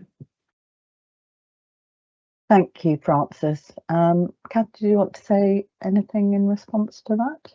I would absolutely agree. I think it's that proportionate universalism. So health services are universal, but it's thinking about where are populations that might have access inequalities, and how can we facilitate, how can we change to facilitate that? How can we work together to co-produce some of those solutions? Because there's absolutely a will and an energy around doing that, and that's very evident, certainly in the Learning Disabilities and Autism Programme Board, and I would say in the LMNS as well, and many of our other programme boards, but obviously I know specifically more about them. So totally agree with you, Frances. Thank you. Kath, I just wanted to explore that there's a comment in the report on page 5 around the each ICB in the Midlands is committed to develop plans to respond to 6 high impact leader actions, the learning from death report actions. And I just wanted to be clear about our response to that. Is that where we're you know, are there, of the things that are in the report, which of those respond to the 6 high impact actions recommended? I wasn't absolutely clear about that, so I just wondered if I could explore that with you. Yeah, no problem. So we were commended for this, actually, our approach when we had our NHS England regional visit, because we've been one of the first areas to really sort of totally filter this in, so that we will actually have it front and centre on our next programme board when we formally accept our letter and review learning. Is very much around, it's absolutely what we've been talking about, what we've been talking about this morning: improving access, letter reviews, making sure the letter reviews are of really good quality, so that we can affect that change that we need to. So it's absolutely, it's been front and centre of what we've done, and we've been commended for it as well. So I think we're one of the first ICBs to actually really grab it and implement it. So yes, I'm really pleased about that. Great. And Kath, one final question from me is just really, I suppose, in terms of the data, you know, this particular, I know this might be quite a difficult one because it's obviously over a long period, but is there sort of now monitoring of you know, our life expectancy? Because I suppose the ultimate outcome is life expectancy, isn't it, as a measure, I guess, and then there might be others that are perhaps more short term, but I just wonder whether it is something that we are able to look at and see whether there is that kind of long-term impact, because it's something, as I said right at the beginning, I feel like I learned early on, but I'm not sure I've ever really seen evidence that all the things we're doing are really changing that. So yeah, we'd be interested to get your thoughts on that, Mary. Absolutely, again, and yeah, I'm really pleased about this. So you look nationally at the letter programme, and when the letter programme started, about 50% of those deaths were termed as being preventable or avoidable. We're now talking about 40%. So the gap is narrowing. So what we are doing is working. And again, for me, I'm coming from a public health background, is information for action. So actions have been taken. You just need to see the work that has been done, to experience what has changed, how the annual health checks have changed over those, certainly from when I was public health consultant involved in letter and up to now. Like there is just a different energy with it and a different engagement with it, and we are seeing a really good impact on that. And again, and vaccinations increase, all of those things that we want to see across the general population, but recognising that somebody with a learning disability would have it would be harder for them to access, and making that, you know, screening programs, things like that. We have seen great strides. There is further to go. There is absolutely further to go, but we've seen great strides. Thank you, Kath. So really important report. I feel like along with the focus on children and young people that others have mentioned, I've got a bit of a personal focus on learning disabilities this week, because I'm opening a conference on learning disabilities. Just as a layperson on Friday, I was asked to show support for an initiative in LLR, actually. So it's always a privilege, I think, because I think it is important for us, as Francis said, to show our commitment and support for these really important actions. So thank you, Kath, for going through the report. You asked us to obviously note the update. I think it's really important that we've had this opportunity to understand more about the work that we're doing. A lot of really good work, quite clearly, but also much more to do, isn't there? And to continue that focus and improve the outcomes for our population. So thank you, Kath. Really good to have that as a theme running through our meeting today. Okay, we will move on then to our system quality and delivery report. So Mary, back to you on this one. Thank you. Okay, thank you. Thank you, Krishni. I'll just pick up some of the key aspects of performance, and I'm sure if there's any questions for Kath and Katie, they'll pick up those as well. We've covered much of this in previous discussions, so I'm just going to pick up a little bit more about the urgent care position that we're in. So our performance in urgent emergency care, better than it was, but it is variable on a day-to-day basis, particularly around ambulance handover delays in certain parts of our system. Our performance around the 4-hour standard, the EAS standard, is at 65.5%. It's likely to be lower than the national average, and we're slightly behind our trajectory as well. So there is a lot of scrutiny on us how we can improve our EAS, and both our places have got very detailed plans about how they will improve that over the winter.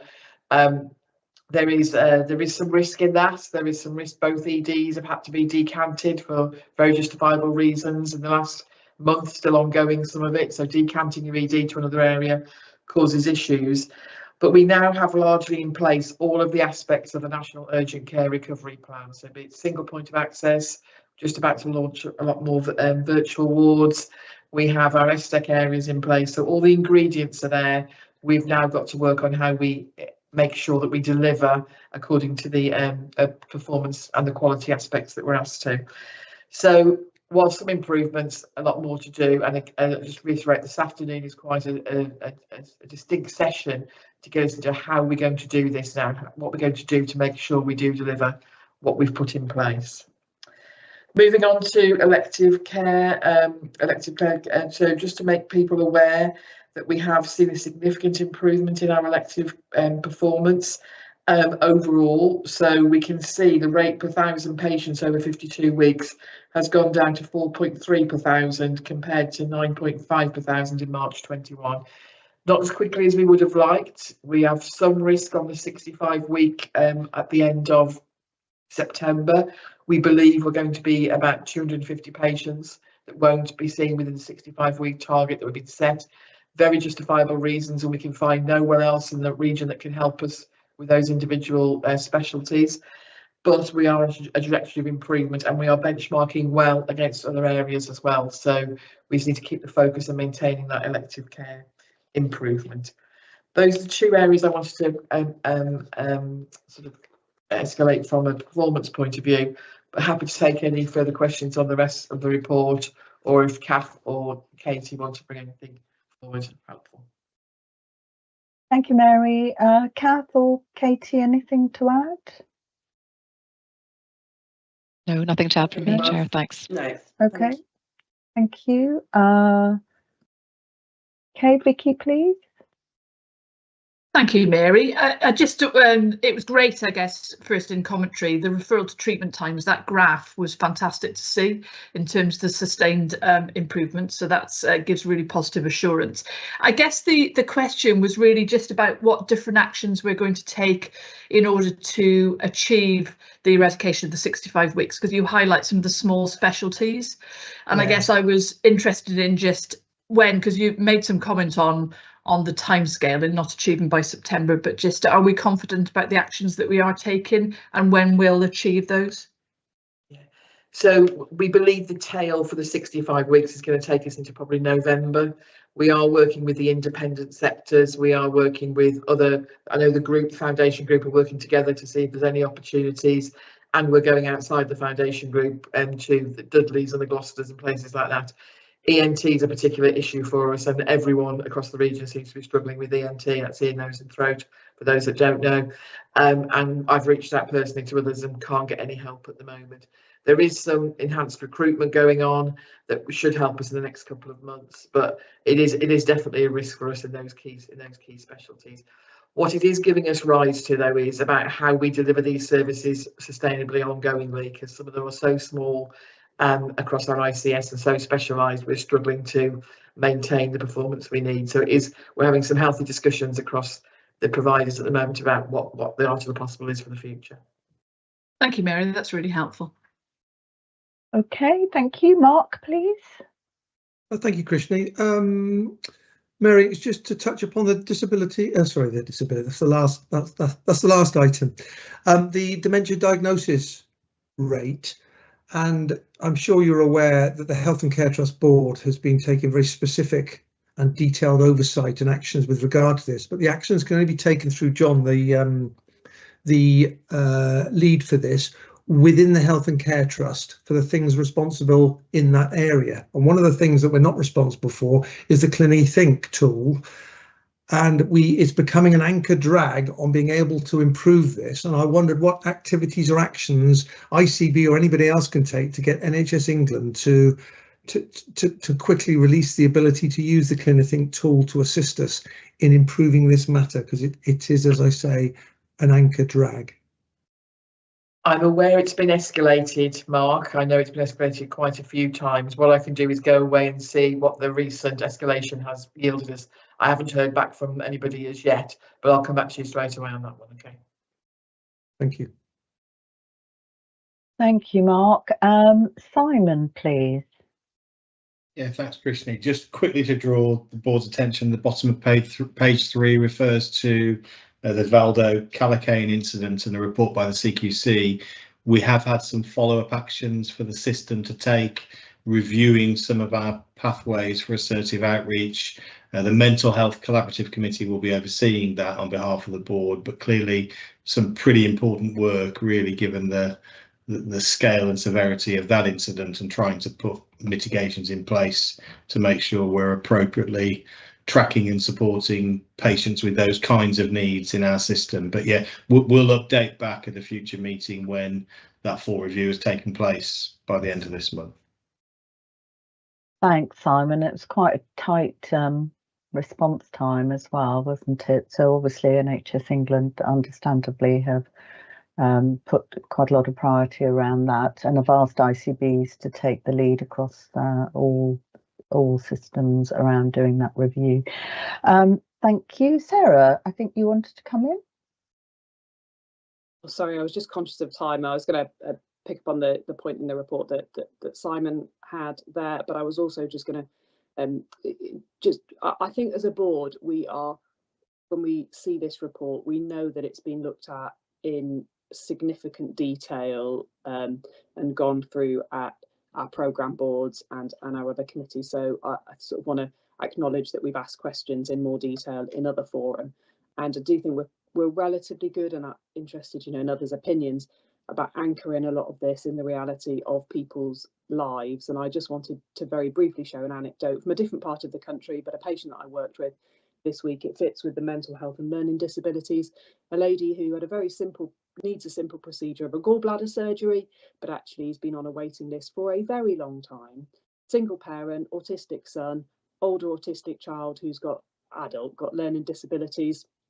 She's now lost her job as a teaching assistant because of time off work because of the problem, and she's now lost her house, her social housing tenancy, because of not being able to pay the rent. So I think we just do, as a board, acknowledge the reality of people's lives and the complexity that their health situations bring. So when we see Mary's report, I think, Mary, you know, we've asked a lot more detailed questions on this.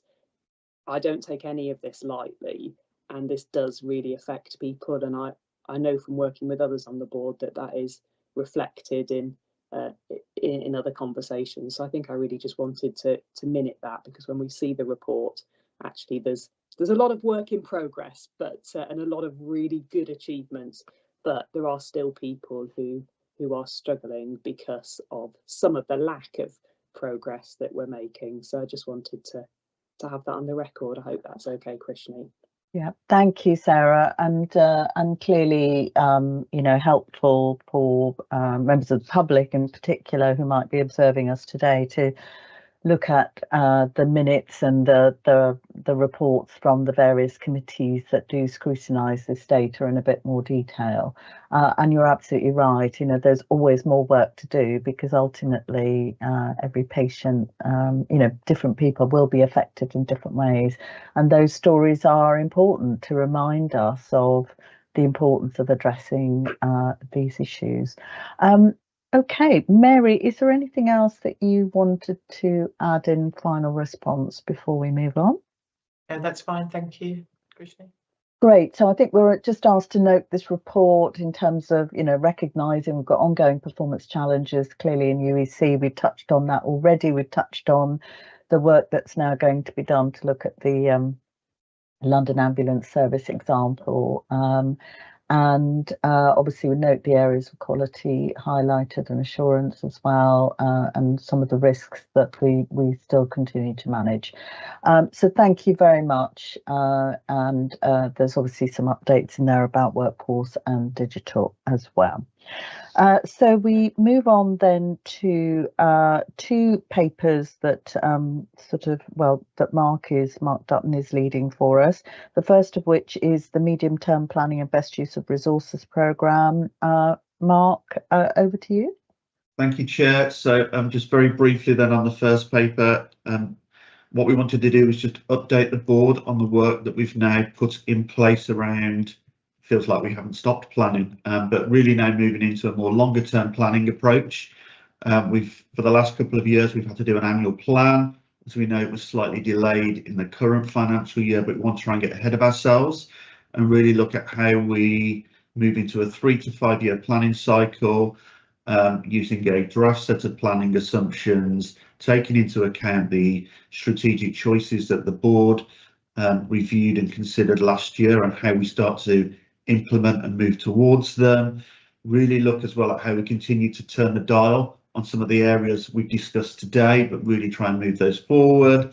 And as part of that then build on the last two planning rounds, but produce something that's more co-produced, joined up, and really reflects a system-wide plan that's top down, but also reflects where the trusts are and how they're moving things forward as well from their own planning approach. As we're developing that, it will support the development then of a medium-term financial plan, and we know our objective there is to get back to financial balance as quickly as possible. So we'll have to take into account how we achieve that outcome at the same time as managing all the other priorities that we need to deliver. We've met with the system finance directors and are working through what some of those could look like. We do regular updates to the system finance committee, and we've got another deep dive update on this at the October meeting to work through it in a little bit more detail. But really today, Chair, was just to update the board on, we've kicked the process off, this is what we're doing, and we get some more outputs and understand some more implications from either the national planning reviews, which we know will start to kick off in around the October time, and also any more information about the 10-year plan. We'll bring that back to the board to keep them briefed and updated on where we're at. Okay, thank you, Mark. Any questions or comments on the paper? Rachel, please.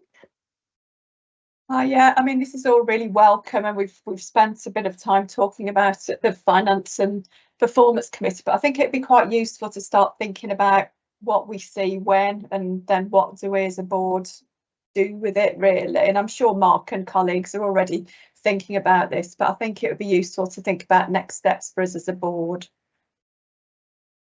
Okay, thanks, Rachel. Hannah, is that something we can pick up just in terms of how it feeds through and what the board's visibility is going to be on that? Yeah, I'll speak to Mark and make sure it's scheduled in the forward planner for the board. Okay, great. Thank you very much, and thanks, Rachel.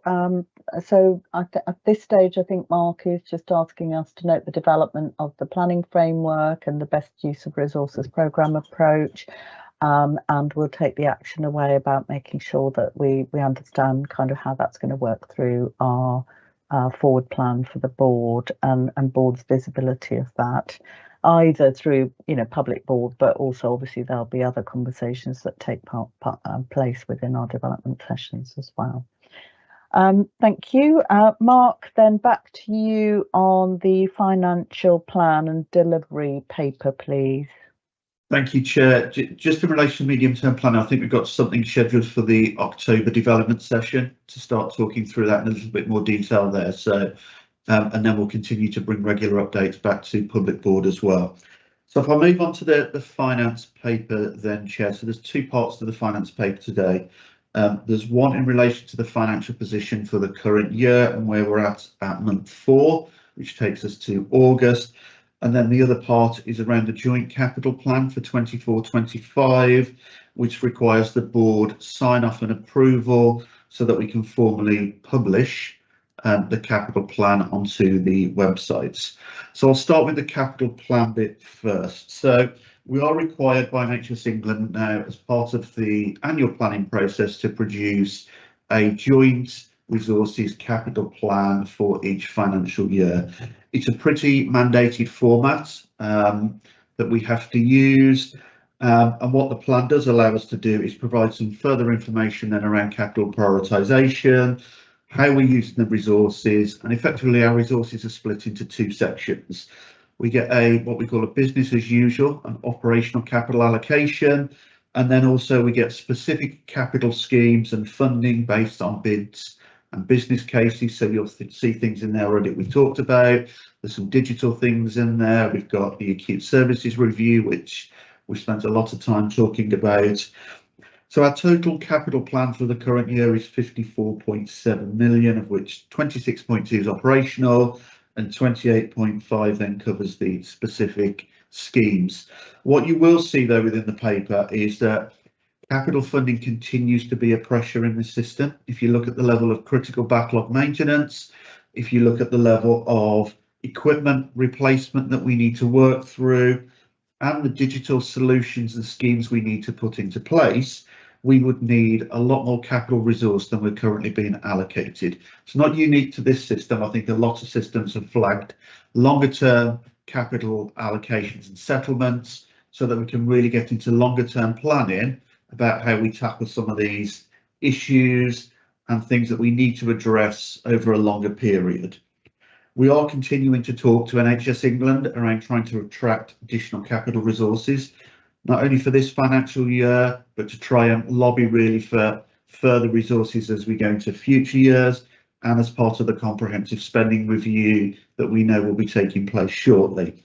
So really, from a capital perspective, I'm just asking the board to approve the capital plan that's been co-produced and developed with all partners based on the capital plans that have gone in as part of annual submissions so that we can publish that system plan. So if I go on to the financial position now, we're at month 4 now, which as I said is August. Just a reminder, we have an £80 million revenue financial plan limit. That's the maximum amount of resource we can spend this year, and that is above the allocation that's been set. And we will receive an £80 million what's called deficit support allocation. We have literally received in the last 24 hours the formal position now that deficit support allocation will be received in our month 6 allocation.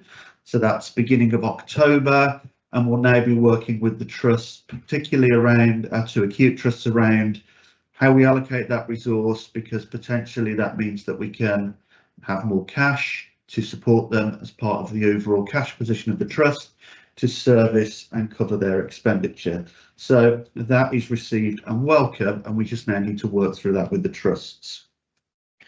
Within the £80 million in revenue financial plan limit, it required us to deliver £117.8 million of savings, which was 6.6%, and get our agency expenditure then back down. So we were at 72 million for 23-24. We needed to get it back down to a number that was around 50 million.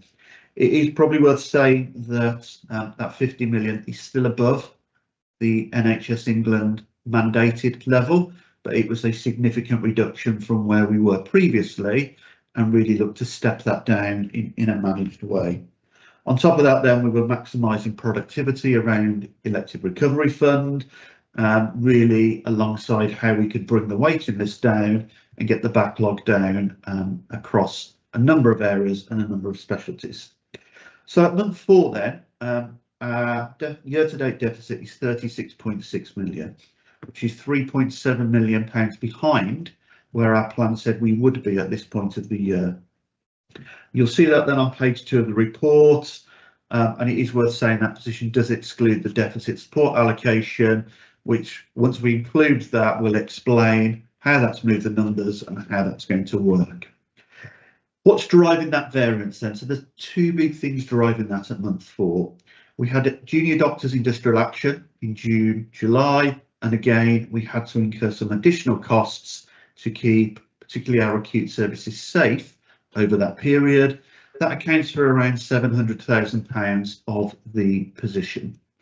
We are still in conversation with NHS England as to how that cost will be managed, and once we know more, we'll come back and update the board on that. The main area, though, as to why we are behind plan is around our efficiency programme.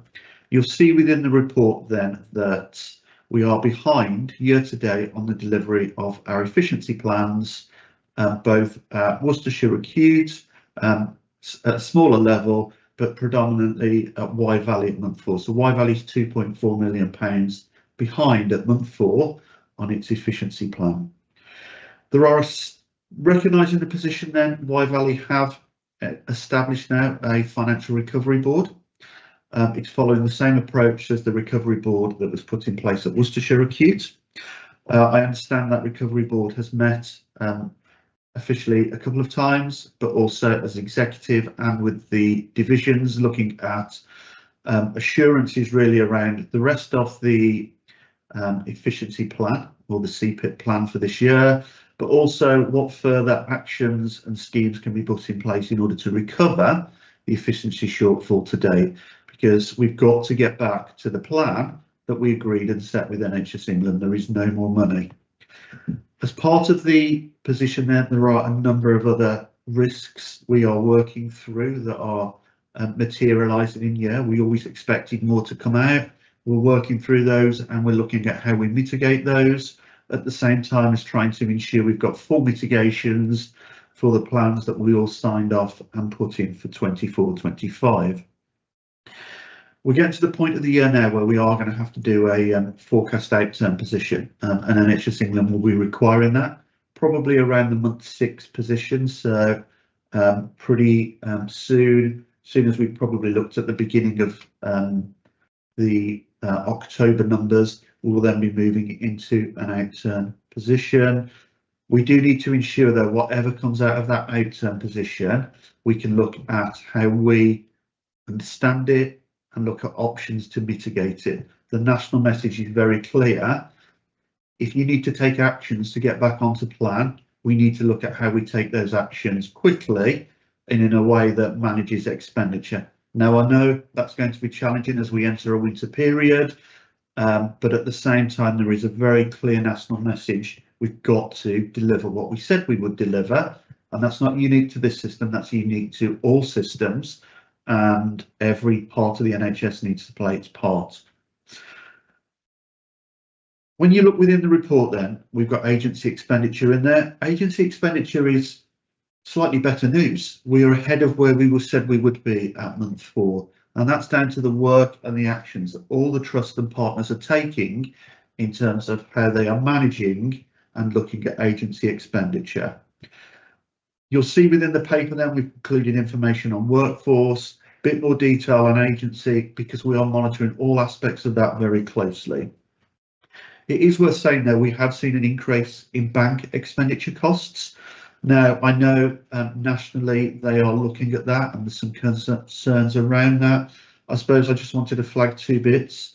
Bank is not a bad thing if it's done in a managed way at rates that are favourable to the system and in line with what we would pay substantive staff, recognising the flexibility that bank offers. So again, we're just doing a little bit more work around the assurance side of that to ensure that rates we're paying are in line with what trusts have agreed, and that fits with the overall direction of looking at how we reduce our temporary workforce, particularly around agency. I suppose the final thing that I just wanted to pull out, Chair, is we do need to keep that tight grip. I know there's a lot of other competing priorities. We've talked about a lot of them already today, but particularly along the money side, we need to remain focused on those recovery actions to bring the plans back in line, and we also need to make sure we maintain those tight grip and control, particularly around expenditure as we move into the second part of the year, and looking really at what further actions and mitigations we can bring in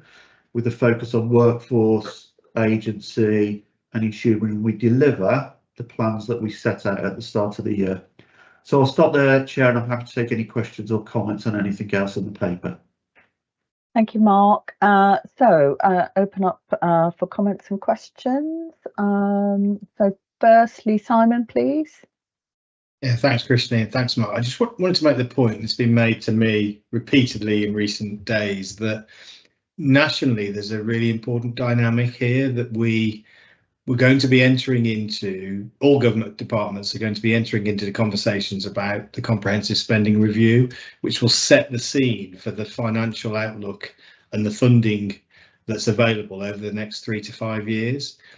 It's really important that the NHS goes into those discussions in a credible position, and you get a credible position by delivering what we said we were going to deliver. As we said at the start of the year, actually, we think we got a really good deal with the agreed £80 million deficit. I think that was a credit to the work that the teams did actually on the detail of the plan. We have got to deliver that though. So I know there are challenging plans, stretching efficiency targets, big changes that people are making, but actually all of us, and I would include the ICB within that, it's really important nationally, but also locally for us to remain credible by focusing on that delivery. So that recovery programme in Wye Valley in particular is really, really important, and the rest of us all need to work out how we can rally round and support Wye Valley to recover those how we've fallen behind a little bit.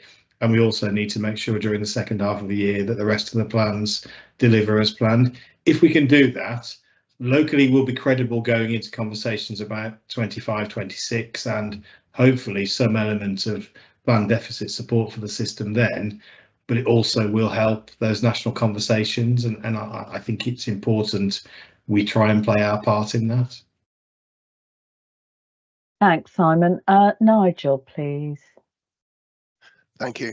Thanks for that, Mark. The Darcy report was fairly damning about the lack of capital investment over the last period, and clearly, I think, as Simon has alluded, there may be opportunities in the NHS plan going forward where we may be seeing an attempt to correct some of that underinvestment over a number of years.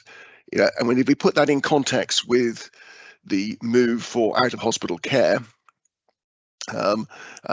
then I guess my question is about, do we have a worked up plan for capital spend in the out-of-hospital space? and what that might look like if those investments come as they are being sort of signposted a bit in the sort of Darcy report. Mark? Thanks, Nigel. So we've started some work at the moment around the infrastructure plan, which is something that is looking at all parts of our estate, our capital programme, in terms of where we're at the moment and how that fits with what we might be needing as we start to go forward. Very early days in terms of that work. We do need to do a lot more though, in terms of once we start to understand and have worked through what those out of hospital solutions are, where is best placed to have those delivered from, we can then incorporate as part of the longer term capital plans, if that does require capital investment or support from that part of our portfolio, how that's built into the plan and how that's then taken forward so that we can enact that and make that happen. So it's very early days, Nigel, but I would completely endorse we need to do more work on that. And again, welcome colleague support in terms of how we can get people bought into the work around the infrastructure plans so that we can get some of that built in and known up front. Okay, thank you. Francis, please. Thank you. Thank you, Mark, for your report. Just wanted to build on Simon's comments and absolutely agree and support that we're not where we need to be, but are very much committed to doing our part to deliver our system responsibilities about the finance. So a really strong focus on grip and cost control, but and there's some good indications of progress on reducing high cost agency coupled with recruitment and retention of substantive staff, but also really a strong focus on elective recovery fund and how we can do more work. We've talked this morning about the number of people who are waiting for care. Our big priority is to be able to provide that. So in ensuring we manage the urgent non-elective pathways as efficiently as possible, particularly around delayed transfers of care, and ensuring that when people should be home for lunch, they are, and not lunch sometime next week, because that's our ability to maintain flow, which will enable us to offload ambulances, but also to do more elective work. And obviously that will help our bottom line. So yes, the financial recovery plan chaired by Russell, but with all non-executives supporting our executive colleagues to ensure delivery. Thank you, Francis. That's really helpful as well. Mark, I just had a question. I mean, I know, you know, Nigel raised the point importantly about the sort of future capital requirement, particularly for our more sort of strategic ambition, but I'm always quite concerned about backlog maintenance as well. And I think Darcy did pick up on sort of, you know, and I'm not saying it's especially a challenge for us, but you know, there are places where our estate is not really fit for purpose at points, or is crumbling in the wrong places. So I just wanted to ask the question, as it's not one that I ask very often, is just how assured are we that we've got the capital we need for you know, really urgent backlog maintenance, and that we are sort of able to prioritise the safety of our estate where appropriate, given some of these challenges? It's a very good question, Chair. In the capital paper, which we will publish subject to the board's approval today, we had done some work based on the estates returns collection that were done in 2023. You'll see within there, to eradicate backlog maintenance completely would cost £95 million. Yeah. So that is significantly higher than the level of operational capital we get each year. And as we know, our operational capital was slightly reduced this year because we had a financial deficit. Therefore, that was one of the consequences. So we did lose £2.5 million. Very high risk maintenance then was put down at 3.4 million. They will be factored into plans that we need to do for 24-25. What normally happens then, if I'm completely honest, is we have to manage the other parts and look at how we, for want of a better phrase, put some sticking plasters over some of it, not ideally, but in a way to keep it going, to move it forward a little bit longer, because we don't have the resources to deal with it. So as part of our longer term infrastructure plan, we will need to be looking at how we eradicate backlog maintenance completely. What is the right estate setup we need to fit with the strategic direction of more out of hospital care, and a plan that really looks to address that. What we've seen predominantly over the last couple of years is our capital resource has been mainly taken up with a lot of pre-commitments that happened, some of it before COVID, linked to acute development, specific things in those areas that have slipped, delayed, or because of the inflation pressures we've seen over the last couple of years have cost us a lot more than we were originally allocated funding for. So we are playing catch up against our capital programme. The current year plan means we'll have probably caught up on all the things we said we've got to do and have had to fix in order to manage the resources across a number of years. So as we go into 25-26, the big focus will be on how do we then start to really tackle backlog maintenance, get our estate up to a level that is fit for purpose in terms of delivering what we need to deliver, and at the same time then looking at what do we need to be investing in to predominantly move more care into different settings as part of our strategic plan. Thank you, Mark. I mean, it was, I did look through those numbers and they are quite eye-watering, aren't they, in terms of the backlog maintenance figure. And I'm really conscious that there's always that risk, isn't there? And I think Mark and I happened to be talking about last week about some sort of an estate issue that has developed that then has a knock-on effect on a ward and its operation, and then reduces the very capacity we're trying to maintain. So it's such an important area for us to make sure we're getting the balance right, I guess. And I know you know that, but I just wanted to make sure we were all sort of cited on the importance of that. But I think what you wanted from us today was just a sign off for that document to be formally published. I think I'm right in saying that, aren't I? The Joint Capital Resource Use Plan, but also clearly there's a signal that there's a lot more work to be done in this area, and part of the development or the next steps will be sort of continuing to develop these plans in the background. And also obviously you wanted us to note the current position, the financial position in relation to month 4, which we've gone through in some detail. So is that okay, Mark? Have we covered everything we need to for today? Absolutely, thank you, Chair. Thank you. Great, so thanks everybody. We'll move on then to the final section of our meeting, which is the governance and assurance section. We're only marginally behind, we have caught up a little bit. So we move on to item 14, which is committee escalation and assurance report. I know Hannah and the committee chairs will be happy to take any questions, but Hannah, is there anything you or committee chairs would particularly like to draw to our attention at this stage? Thank you, Krishna. I'm very happy to take the report as read. On page 3 of the report, we're just setting out some key governance updates to our committee, subcommittees and programme boards, so just asking board to particularly note those. But otherwise, happy to hand over to the chairs or anybody else for any questions you might have. Chairs of committees, is there anything you'd like to add in relation to your committee report?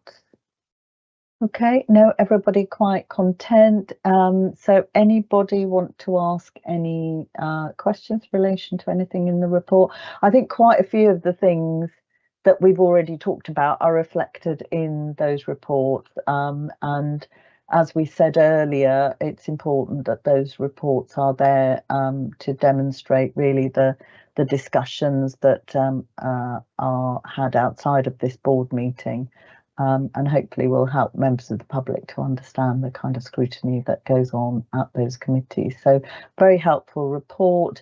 So so I think in the absence of any questions, you really, as you mentioned, Hannah, just really are asking us to note the committee governance development, the key decisions, and assurance provided, and of course note the suite of community minutes as well, which are available for public scrutiny.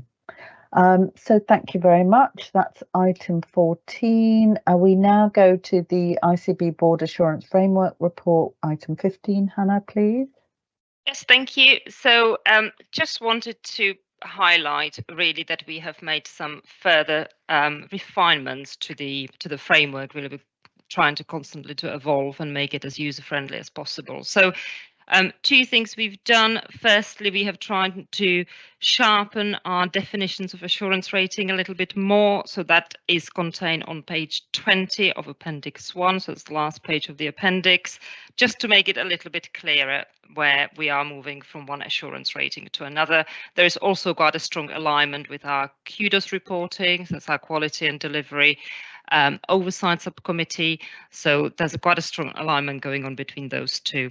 And secondly, hopefully something that members will find helpful, we have also included within Appendix 1 for every priority, we've done a summary of a rationale for why we believe the assurance rating is as it is. So that is largely based on the executive lead assessments, but also an element of moderation across the board. So in terms of key updates, we have had two movements in assurance since the last report. The first one is for A, relating to improved performance in urgent care. Has been a downgrade from partial to limited. Again, conversations have already taken place here, so I'm not going to go into any great detail unless anyone has any questions afterwards. And then the second one is a positive movement up from a limited to partial. Links, this is 5B, realignment around 15 neighbourhoods to focus on needs of community. So this is something that's already been included in Simon's report as well. The rest of the report is as you will have known it. So this is there's an escalated risks over time element included and key risk updates on page 5 and 6 of the report. So I'm happy to pause here and take any questions. Thank you, Hannah. Any comments or questions? Is the board content to really just, I think, note, where we are in terms of key risks and obviously changes to risks which have been highlighted, and important really that we're comfortable with what's being reported to the public. Everyone content? No questions on that? So we're asked to receive and gain assurance in respect of the board assurance framework, including obviously progress against our corporate objectives and mitigating actions that are in place, much of which we talk through as part of our overall meeting. So hopefully it's a consolidation of the risks that we are very alert to. So thank you, Hannah. We note that. We now have our ICB Constitution update, which is something we are required to bring to our public board. And again, over to you, Hannah, to kind of explain the context here. Yes, thank you, Krishni. So NHS England has issued updated constitution guidance. This happens periodically. This is our first formal update since July 2022 when ICBs were established. And this takes into account various policy changes and legislative changes actually as well in terms of PSR in particular. So ICB board doesn't actually approve the constitution. It's NHS England who approves the constitution following endorsement by the ICB. So it's an endorsement I'm looking for today. The summary of the key changes as set out on pages 2 to 4 are largely national changes, like I have already mentioned. I think these are clearly set out. Probably the one I wanted to pull out, because this is something that we don't currently necessarily have in any formalised way, is the introduction of a senior non-executive member. So this is a role very much akin to the senior independent director in trusts that members will be familiar with. The rest of it is very much a reflection of the legislation and where we kind of are. Provider selection regime I've already mentioned, so that has been reflected clearly, also in terms of managing conflicts of interest too. What we have also done, just utilising sort of this space for updating our constitution, we are proposing some minor local changes. these are set out on page 3 of the document. Some of it are just very technical changes that reflect kind of where our operation has moved to. Again, what I would like to pull out is something Krishna's already mentioned at the start, and that is the changing of Healthwatch representatives from observers to participants. Again, this is something we've informally introduced, and we're just asking formally to endorse that change in our constitution. So following hopefully the endorsement today, we will be submitting the new revised constitution to NHS England for approval. Not completely clear on timescales, but we'll report to the board in November as to the progress of the NHS approval and process. Happy to take any questions. And thanks, Hannah. And I suppose the other thing just to mention, Hannah's obviously brought out to the board the requirement to have a senior independent member, and obviously that we will need to go through some kind of process for establishing that. We'd already had a deputy chair role, but that's not formally something that we've had before, so we will need to go through that process.